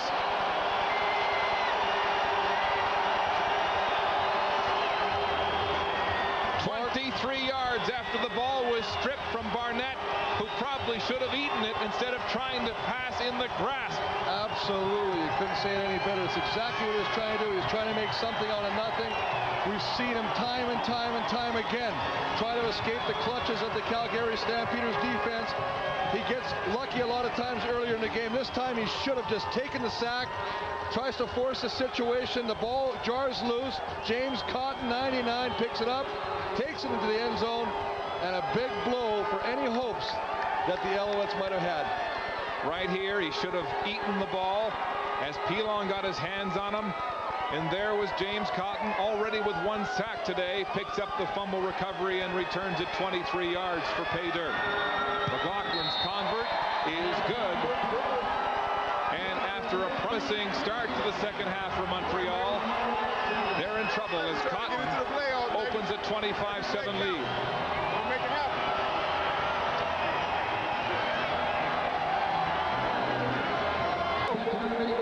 James Cotton still savoring the fumble return for a touchdown and a 26-7 lead. Mark Pilon, the man with the strip. Well, Pilon and A.J. Johnson, 51, and 93 comes over the top. He jars the ball loose and allows James Cotton, number 99, to go into the end zone. There he's escorted by a very jubilant Joe Fleming. And what might be a backbreaker of a touchdown for this Alouette team. And there's an injured Stampeder at the Montreal 5-yard line as the celebration continues on the Calgary bench. That one was for AJ.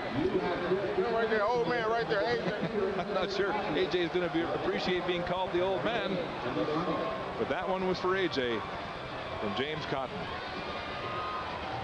Well, AJ has played very well again today. He's made some key stops. He's always around the football. The 14-year veteran knows how to get it done, and that just shows you, you know, as we see David Heisman, 54, again another ankle injury. You can see he's got the brace in the ankle already, and a lot of these guys wear the wrestling type shoes to kind of give the ankle a little bit of support. Just obviously turned it on that play. The big man, I mean, you're carrying a lot of weight there. 335 pounds. He tips the Toledos. 6'5" out of northern Arizona, but he is walking gingerly back to the Calgary bench on a bad wheel. And they really don't want to lose him. They just got him back, the second game back for the big man. They really feel that he adds more of an aggressive push on that offensive line. As we take another look at the events that just unfolded. Alondra Johnson there, and of course 93, Mark Pilon there, forces the ball out. Again, Barnett trying to throw the ball, Mark, as you said earlier, should have just took the ball and took the sack and went down and regrouped. It's exactly what the Calgary defensive game plan has been. Make the sophomore hold on to the ball. And he did too long there. The kickoff to Thomas Haskins at the 25. Gets a wall, cuts up middle, and then is met quickly and dropped immediately for a short gain, a 12-yard return. Barnett will stay in the game. Here's the comparison, though, as he has a third of the passing yards of Marcus Crandall. Well, that's not really a comparison. That's almost unfair to put on the screen right there. But if you're going to learn, I mean, this is definitely going to be an eye-opener for the youngster. Go home, make some adjustments, watch some game film, and he's going to see a lot of things that he could have done. Marcus Crandall all smiles on the Calgary bench as he's had 2 great outings since being on the injured list for 5 weeks. Barnett in the shotgun. Rolling, cutting the field in half. He'll throw to the sidelines, way too high for Ben Cahoon, and Cahoon is drilled by William Fells. Incomplete. Well, Cahoon went up, and I got to give him credit. That's a warrior-type effort to go up there and climb the ladder to make this catch. Barnett's just going to do a half roll, and he's got to learn to sit behind his protection. Don't outrun your protection. As a result, Joe Fleming gets a shot at him, but he goes up in the air. Very fortunate, as you say, that William Fells did not hit him low. And as many times we see, tip him right over, and he comes down hard on his head. 40 seconds to go in the third quarter. 2nd and 10. Alouettes. Barnett dropping back. Time. He'll throw deep down the far side. Tyree Davis, the intended receiver, but he's smothered in double coverage as Greg Frères comes across from the safety position, and Anthony Pryor was step for step. Well, nice job of coverage, as you said. It's one of the first times we've seen the young quarterback go deep, looking for his speedster, Tyree Davis. He's got to step on, and the ball is there, but look at the coverage. Greg Frères not running into the deep. Nice job of trying to do it a little bit. I don't know, Chris. That was close to being interference. Well, the thing that would... Look at that. Tyree Davis, who got into some skirmishes 1 week ago, is incensed. And as we have the opportunity to see that on the replay, we also noticed that Greg Frères did not play the football. So very fortunate that flag did not go against him. Baker punting, end over end. It'll bounce at the 40. Loud has it and is immediately tackled as Montreal's punt cover continues to excel this afternoon. 11 seconds to go in the third quarter, and a 26-7 Calgary lead. A 7-yard return by the rookie Loud, and Stampeders go back on offense. This Calgary team in a tough playoff race here in the West, with Toronto moving into a second-place tie coming into this game with 13 points. The point on the overtime loss last night at home to Edmonton. Stampeders know they can't catch Edmonton for first place, but they'd love to have second. This will be the final play of the third quarter. First down, Crandall handing off up the gut to Warren, and he's hit hard by Lester Smith, filling from the free safety position. A gain of about 5 yards on the play. They'll change ends, and when we come back, the Stampeders will have the wind at their back, and the Alouettes still frustrated.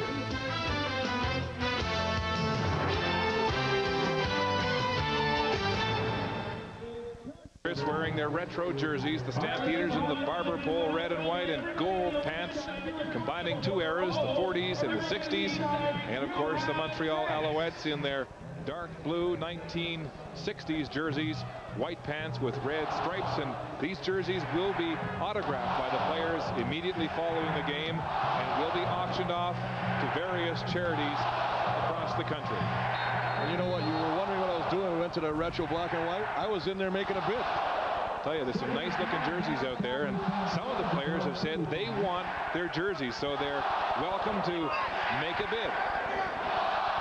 Second down. Crandall with pressure gets it away, complete to Mark Boerichter, and a first down just shy of the 45-yard line. Gain of approximately 9 on the play. A nice job of just sitting back there, knowing the pressure's going to come. Richards is coming. Arkel Trulak's coming, number 58, but he gets the ball away in a little crossing pattern to Boerichter, and there's a lot of work out there to bring in a blitz. 55, Glenn Young. Everybody's getting picked up. That's a nice job. Trying to give your quarterback as much time as he possibly can have. Defense playing with a sense of urgency on the Montreal side of the ball. Here's Antonio Warren running into heavy traffic. Warren coming into this game just 2 kickoff returns shy of the single season record and only 13 yards shy of the single season record, but he's yet to get a kickoff from Montreal. Well, that's the thing. I mean, but he's carrying the ball more than he probably thought. As we look at the three-quarter stats right now, and obviously yards passing, the big one right here, 248 to 85, 320 net yards to 198, and those numbers are actually flattering because Barnett actually had a better third quarter than he had the first half. 2nd down and 5 from the shotgun. Crandall steps up across the middle. It's complete at midfield to Loud. Camille Loud holds on to the ball and is rocked by the linebacker Stephen Reed. 1st down, Stampeders, as they move the sticks again. Well, the biggest thing, and I use that word, these receivers are all tall, big targets for Crandall, and he just gets rid of the ball. And again, Camille Loud coming across, another big 6-footer. I mean, he's going to punish you as much as you punish him after he makes the catch, and Stephon Reed trying to lay the lick on him. Stampeders moving the ball and eating up the clock. Less than 13 minutes in regulation play. Here's the reverse. Peterson takes the ball, but the Alouettes were waiting. They showed that earlier in the game, but handed off up the middle. This time they went on the reverse, and Wiltshire was waiting with open arms. Well, they've ran that same play with Mark Bullrichter coming around. He's actually got 3 rushes in the season. This time, Kamal Peterson being the recipient of the reverse. Just going to fake it. Pull right back. Warren goes into the line and blocks, and of course Kamal Peterson comes around the edge, but Kelly Wiltshire, nice job of staying with his initial read and not being fooled by the misdirection handoff. Loss of 1 on the play. 2nd and 11, Calgary. Crandall. Time throws to the sideline, in and out of the hands of Kamal Peterson. And he was at least 2 yards past the 1st down marker. And one of the things I've got to say, Mark, that I've been very impressed with is the receiving abilities of the receivers today, and the fact that Calgary's receivers haven't dropped many passes. This might be one of the first ones that we've seen that should be caught that wasn't. Kamal Peterson, 7th round pick of the Stampeders. They were surprised he was still available. They had him rated as the number 2 Canadian overall. As O'Mani gets set to punt, he's having a great afternoon, Chris. Well, in excess of his average so far this season by at least 5 yards. Flag on the play. Pounding punt deep, pushing Tyree Davis to his own 3-yard line. Nowhere to go. Mark Pilon, 1st man down. A 51-yard punt and just a 4-yard return. And again, tough field position for Montreal. But how about the coverage of the big man, 93, Mark Pilon, all 6'5".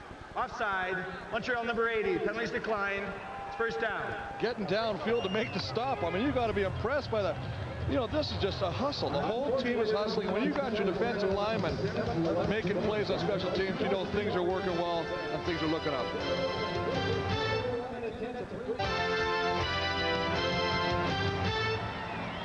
A football hockey doubleheader in Calgary today. Coming up later this evening, it's Hockey Night in Canada.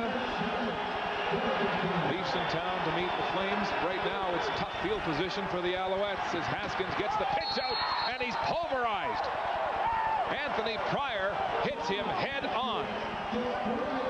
Well, the reason Anthony Pryor does a great job of laying the lumber on him, what a great hit, you can hear the pop, is they do such a fine job of stringing it out. James caught 99. Otis Floyd strings it out, forces Haskins to keep it to the outside, and as you say, 37, Anthony Pryor comes up and finishes the job, and boy, does he put a lick on him. 5-year NFL veteran with Savvy on the corner, and Haskins has had a tough day on the ground. 31 yards to show for 8 carries. Loss of 1 on the last one. 2nd and 11. Barnett rolls past the goalpost, steps across the goal line, and throws nicely to 1st down territory. Ben Cahoon makes the catch, and the gain is 12. Cahoon, the veteran, running the necessary 1st yard distance. Well, nice job of right here. This guy right there, Bruno Happel, taking Joe Fleming down, allowing Barnett to have the open field vision to see the receiver.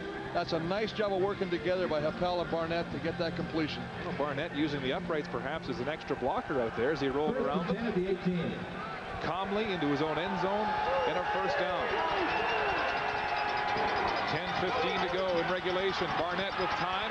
Now Jacobs pressures him and he loses his footing and falls to the turf for a loss. 7 yards. Just a bootleg. That's all they're going to do. They're going to pull number 57, Scott Flory, outside. He's his personal protector. You got to stay with him. See him coming up 57 now. Don't outrun him. Stay with him. Now he sets up 57. Scott Flory thinks he's going to the outside. That allows Jacobs to come back inside. Look at Flory. You got to work together. You can't do this and leave him on an island like that. But as you said off the top of the program, Chris, it's hard to do that on 3 days practice. The third stringer really in over his head here. 2nd and 16. Back to pass. Pressure. And he's down again.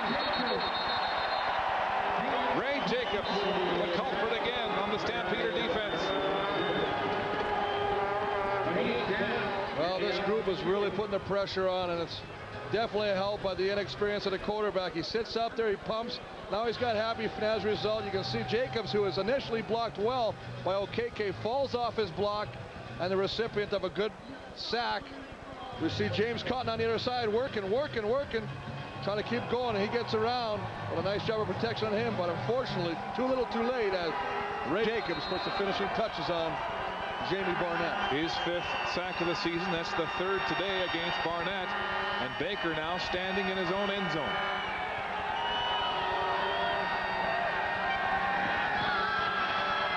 Gets it away from the goal line. A high spiraling punt across midfield. Warren has it at the 50-yard line. Weaving, running hard, and is finally tackled at the Montreal 40. Matt Petz makes the tackle, but not before Warren rumbles for 19 yards and gives the offense good field position. Stampeders have struggled on offense in the second half with 3 punts to show for 3 drives. Here they are, though, in good field position. Pump action. Crandall down the sidelines, looking for Peterson, who climbs the ladder but can't bring it down. It's incomplete. Well, he's becoming quickly a favorite target of Marcus Crandall. I mean, he just goes. He knows this guy is, like you say, he's going to do whatever he can to come down with the football. Great athlete. I was looking at his bio yesterday. I thought it was just, here's a guy who didn't play football till high school. Plays in 1 game in high school on offense, scores 6 touchdowns. Goes on defense. Goes on defense and returns 3 interceptions for touchdowns. So, I mean, he can do it all. Great athlete. Stampeders expect he will become a premier receiver. 4 catches for 38 so far this afternoon. Pressure on Crandall. He evades it. Still going. Fires across the middle. And it's incomplete. Well, just to throw an incompletion. Fleiser was in on the flush there. Well, Timmy Fleiser, I mean, is not a guy who gets a lot of starts. He's a backup, and he gets to play in all the positions. But he's really had a whale of a game in a losing cause for the Alouette defensive line. Tremendous hustle. We've seen him in the backfield more than once today. Keeps working.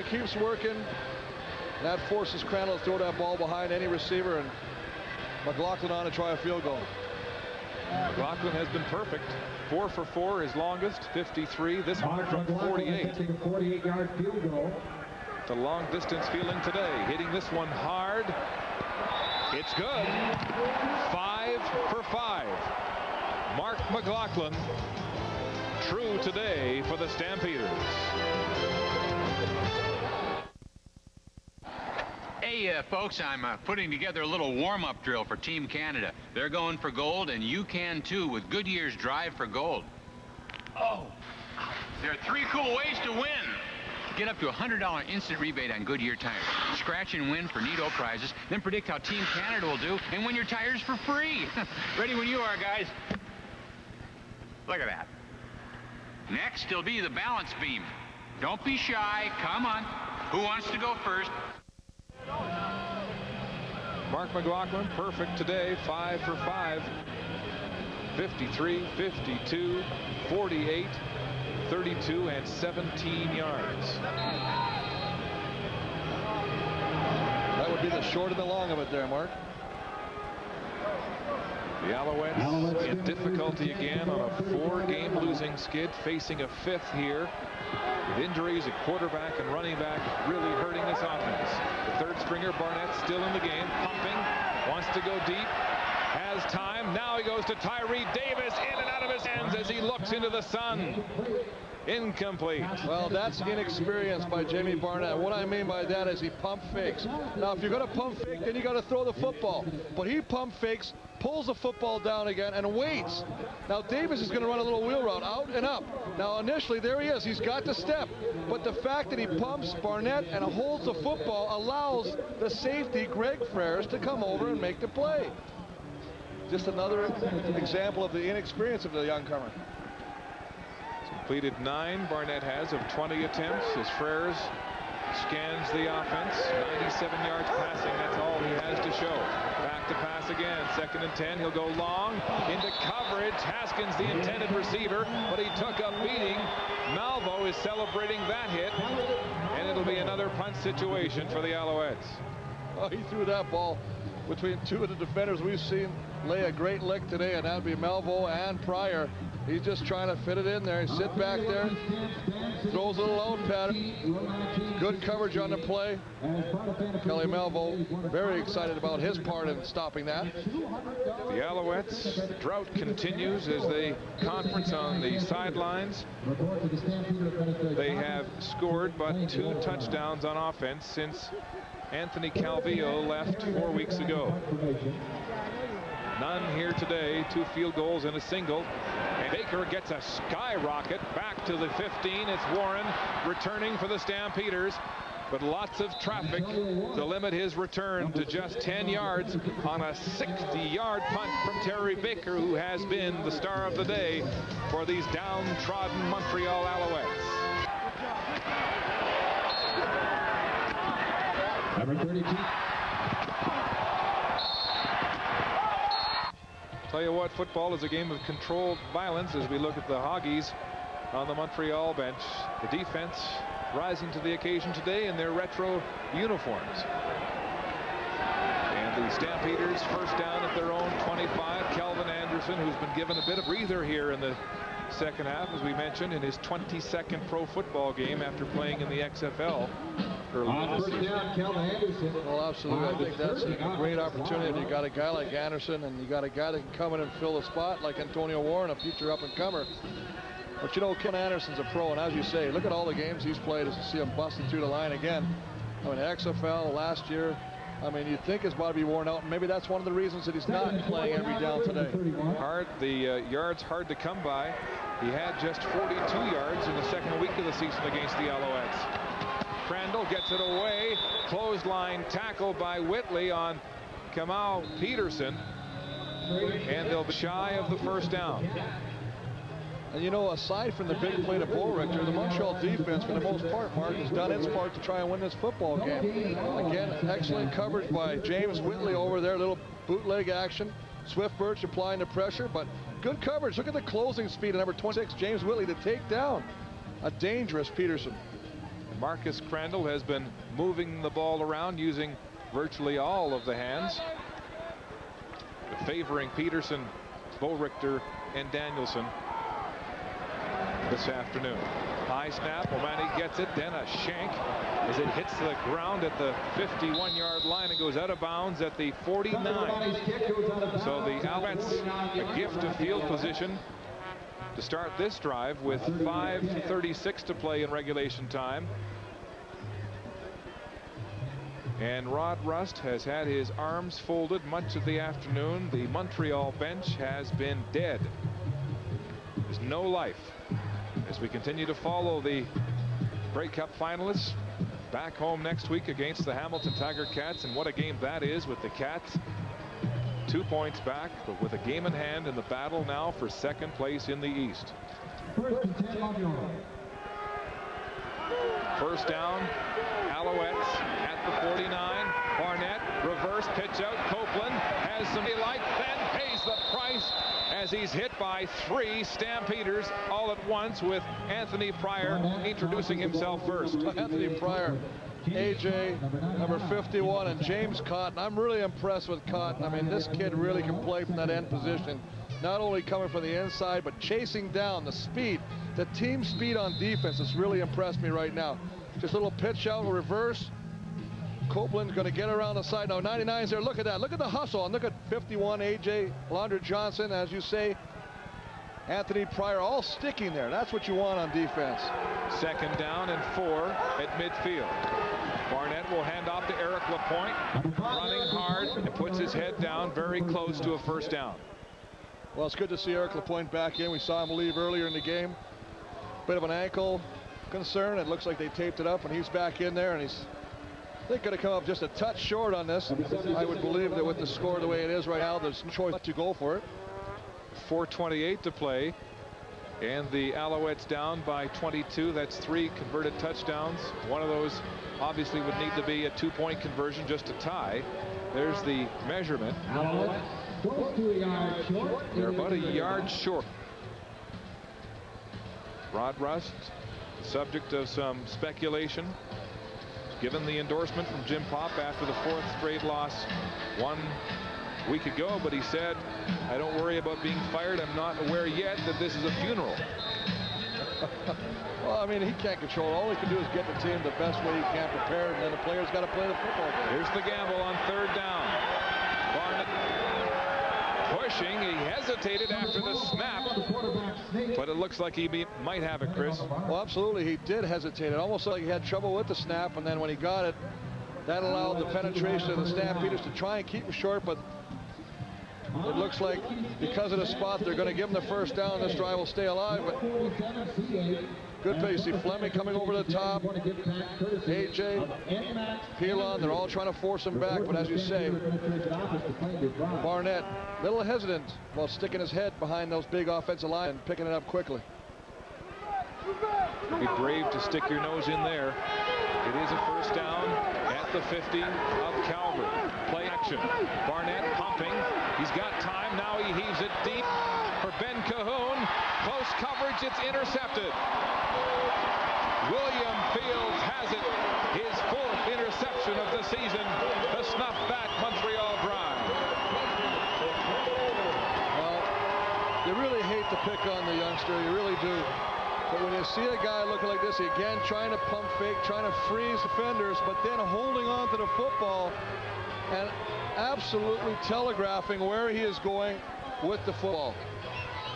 Just going deep and allows William Fields to see the football, and as the ball's in the air, they both have an opportunity to play that ball. William Fields come out with that interception. You see Joe Fleming, great job of fighting through 2 blocks. Look at that.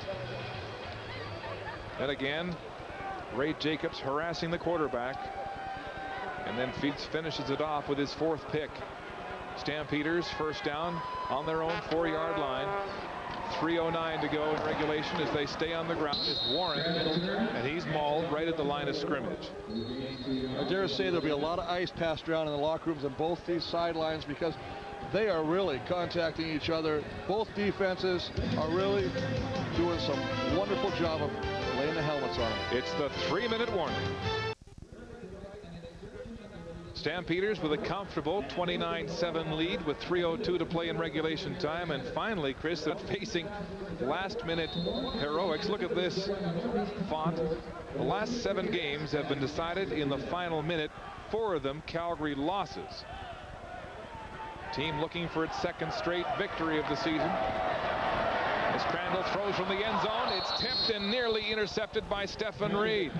Warren was the intended receiver out of the backfield, couldn't hang on, and Reed was a step late. Step late. The defensive, the lineman of the Alouettes trying to run a little stunt, little play game, twisting action. All they're going to do is slide Antonio Warren out of the backfield, put him there, the ball a little high, ends up doing the tip drill, and as you say, just a little out of the reach of Stephon Reed.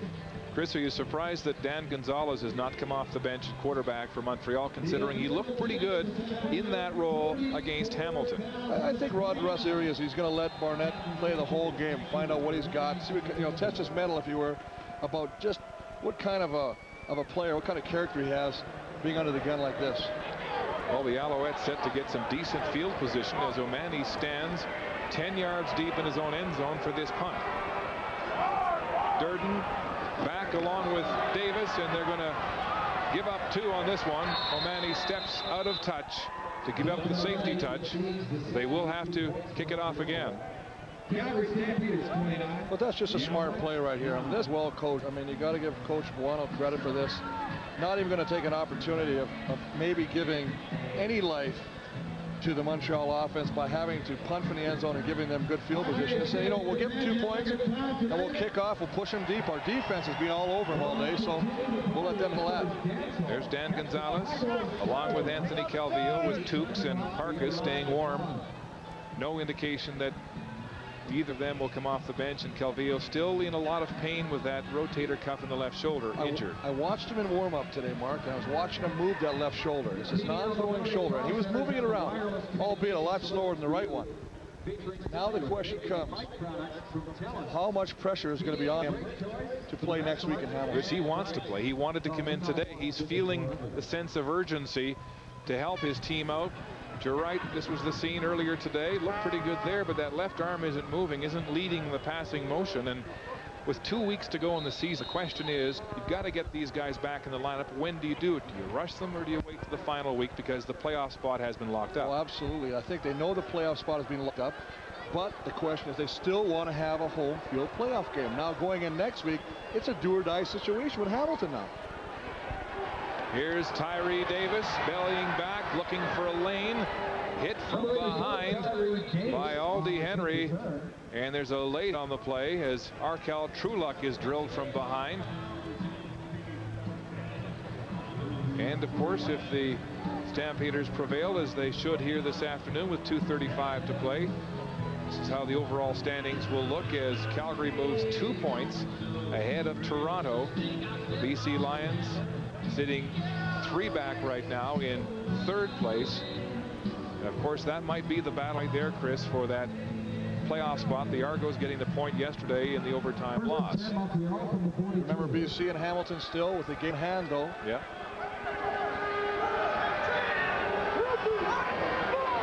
Barnett in the shotgun, rolling, throwing to the far side. Wide open is Ben Cahoon, who makes the catch, then puts his head down for 5 more. Cahoon showing some emotion with that catch. 2:28 to go. Well, you gotta like this, Mark. Last week we saw in their losing cause Tyree Davis start losing his temper and going after players.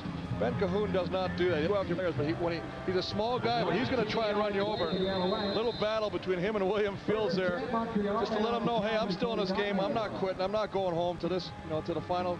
Gun goes. Fields looking nonchalant there, allowing another 5 yards, content to contain Cahoon as gets set to go one-on-one again. Play action, hitch pass, Haskins gets a block and is just tripped up. Anthony Pryor got a piece of his leg to bring him down shy of the first down, but a good gain of about 6. But the situation that you see with the Calgary defense is there's never one guy just making the play. There's always somebody else helping. Little hitch pass, as you say, goes out there. Now look that's a nice job at 37 getting in there. But the other guy, 39, Willie Fells. It's never a one-on-one situation. This team speed of the Calgary defense really proving itself today. 2nd and 4. Stampeders content to give up the short plays. Handoff right side. Circle point turns upfield. Gain of maybe 1. And all too often we see defenses with this big of a lead play soft, play prevent, almost pillow-like defense, allowing the clock to run out. Boy, you'll have none of that here with these boys. The big boys, look at this. He tries to cover, but look again at the pursuit. How many Calgary Stampeders are there right now? There's 3 in the pitcher. There's 2 behind the pitcher. Jim Daly signaling in the defense. His line has corralled this Alouette running game all afternoon, as Barnett is sub 500, completing 11 of 24 passes for 122 yards and 1 touchdown so far. They'll go for it here on 3rd down. Nothing to lose. Barnett in the pocket waiting across the middle, and it's knocked down by Joe Barnes. Jock Climby, the intended receiver, and so the Alouettes will turn the ball over on downs. Well, the 3rd time they've tried to go to Jock Climby today. Jock Climby was going to catch, but again, Wonderful coverage by Joe Barnes, following him all across the hip pocket of number 82. Staying with him, step for step. Just a nice job of running right there, closing speed right there, reading the quarterback. Again, when you have a young quarterback, Mark, you used to play quarterback, you know what I'm talking about. You get in there the first time, you start looking at where you want to throw the football. It all moves so fast down there, and your first read is so critical. If you can't see anybody open, it becomes a long afternoon. 1:40 to play regulation. Scott Dybert gets the call as he hurdles the Montreal defensive line and goes up the gut for a gain of about 5. Well, Dybert getting an opportunity to carry the mail. He's only got 6 carries all season coming into this game, so he loves to touch the pigskin. He's used mainly as a blocking back. Nice to get your name in the newspaper.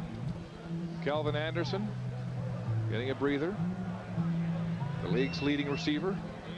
Had hoped to see a matchup of the number 2 man, Mike Pringle, who did not make the trip but continues to be on the injured list. 2nd down and 5. Stampeders stay on the ground. Dybert again pushing the pile up close to a first down at the 52-yard line. The game will be about 4. Might be just shy of the first down marker, but you've got to be concerned if you're a Montreal Alouette football fan, Chris. That's 5 straight losses, and there's no life on this veteran team. Well, absolutely. They really look like a very downtrodden, demoralized group. There's no life, as you say. They sit on the bench, heads are hung. There's question marks in everybody's eyes here. But I think if you are a Montreal fan, there's one silver lining in this dark, dark cloud, and that is that you will have Calvillo coming back, that you will have Mike Pringle coming back. And those 2 players, I know they're only 2 players, but they will definitely have a big impact on the part that's really troubling this Montreal team, and that's their offense. Well, quarterback is the most important position in football, and as Ben Cahoon looks on, disconsolate.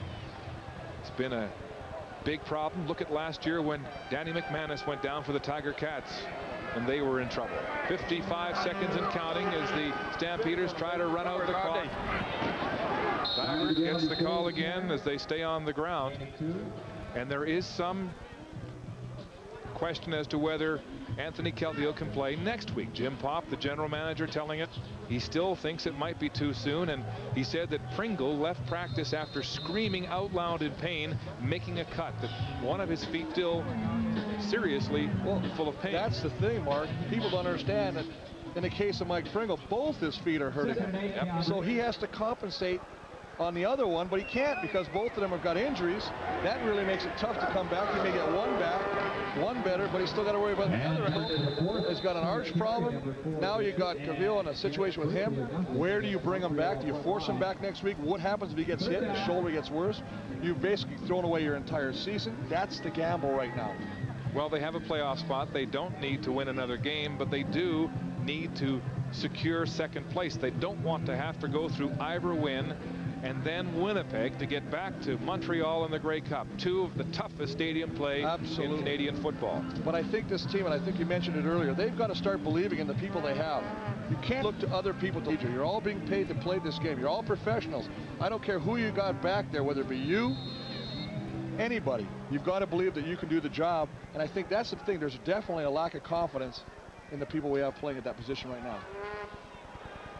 O'Mani running down the clock, 14 and counting.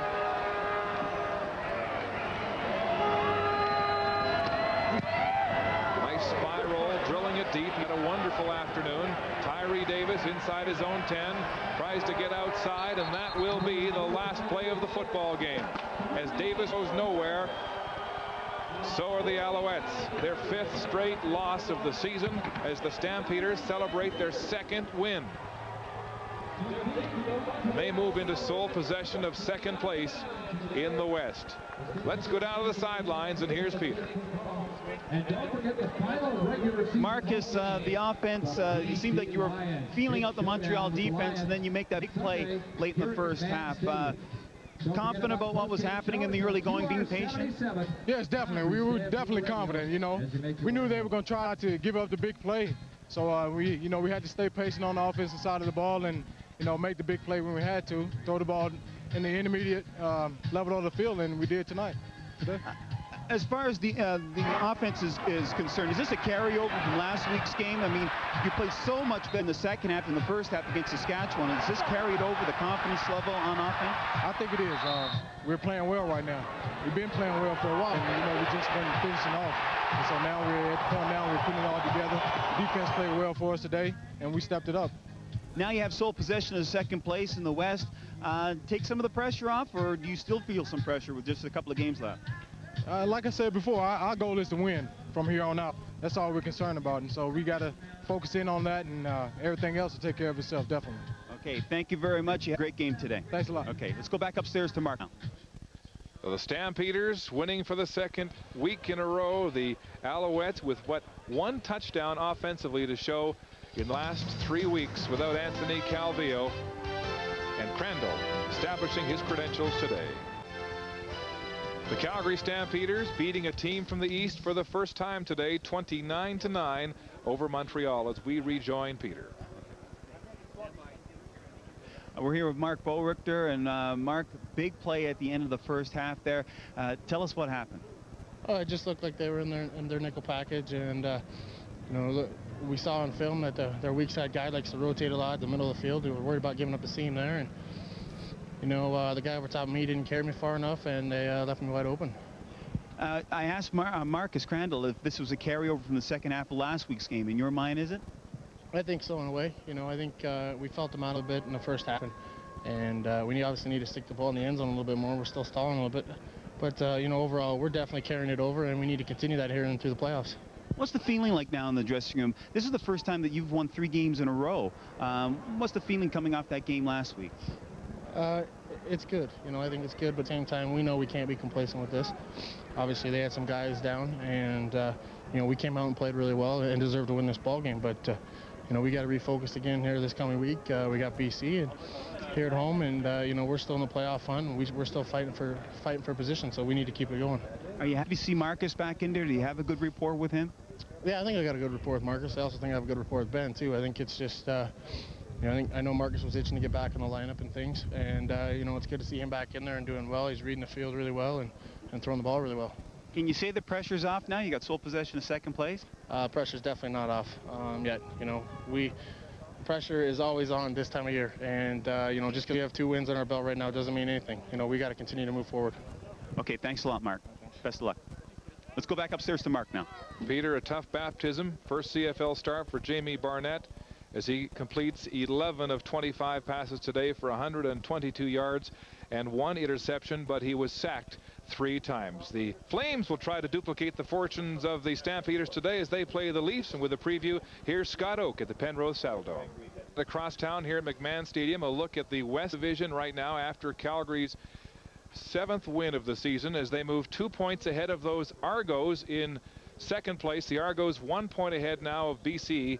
Of course, the Lions with 1 game in hand. Chris, what do you think about the Argo chances? Well, I think they knew that they had to win every game. I think they got out lucky with one point last night, and I think the biggest thing right now is they know they have to win every game. It's not even a question.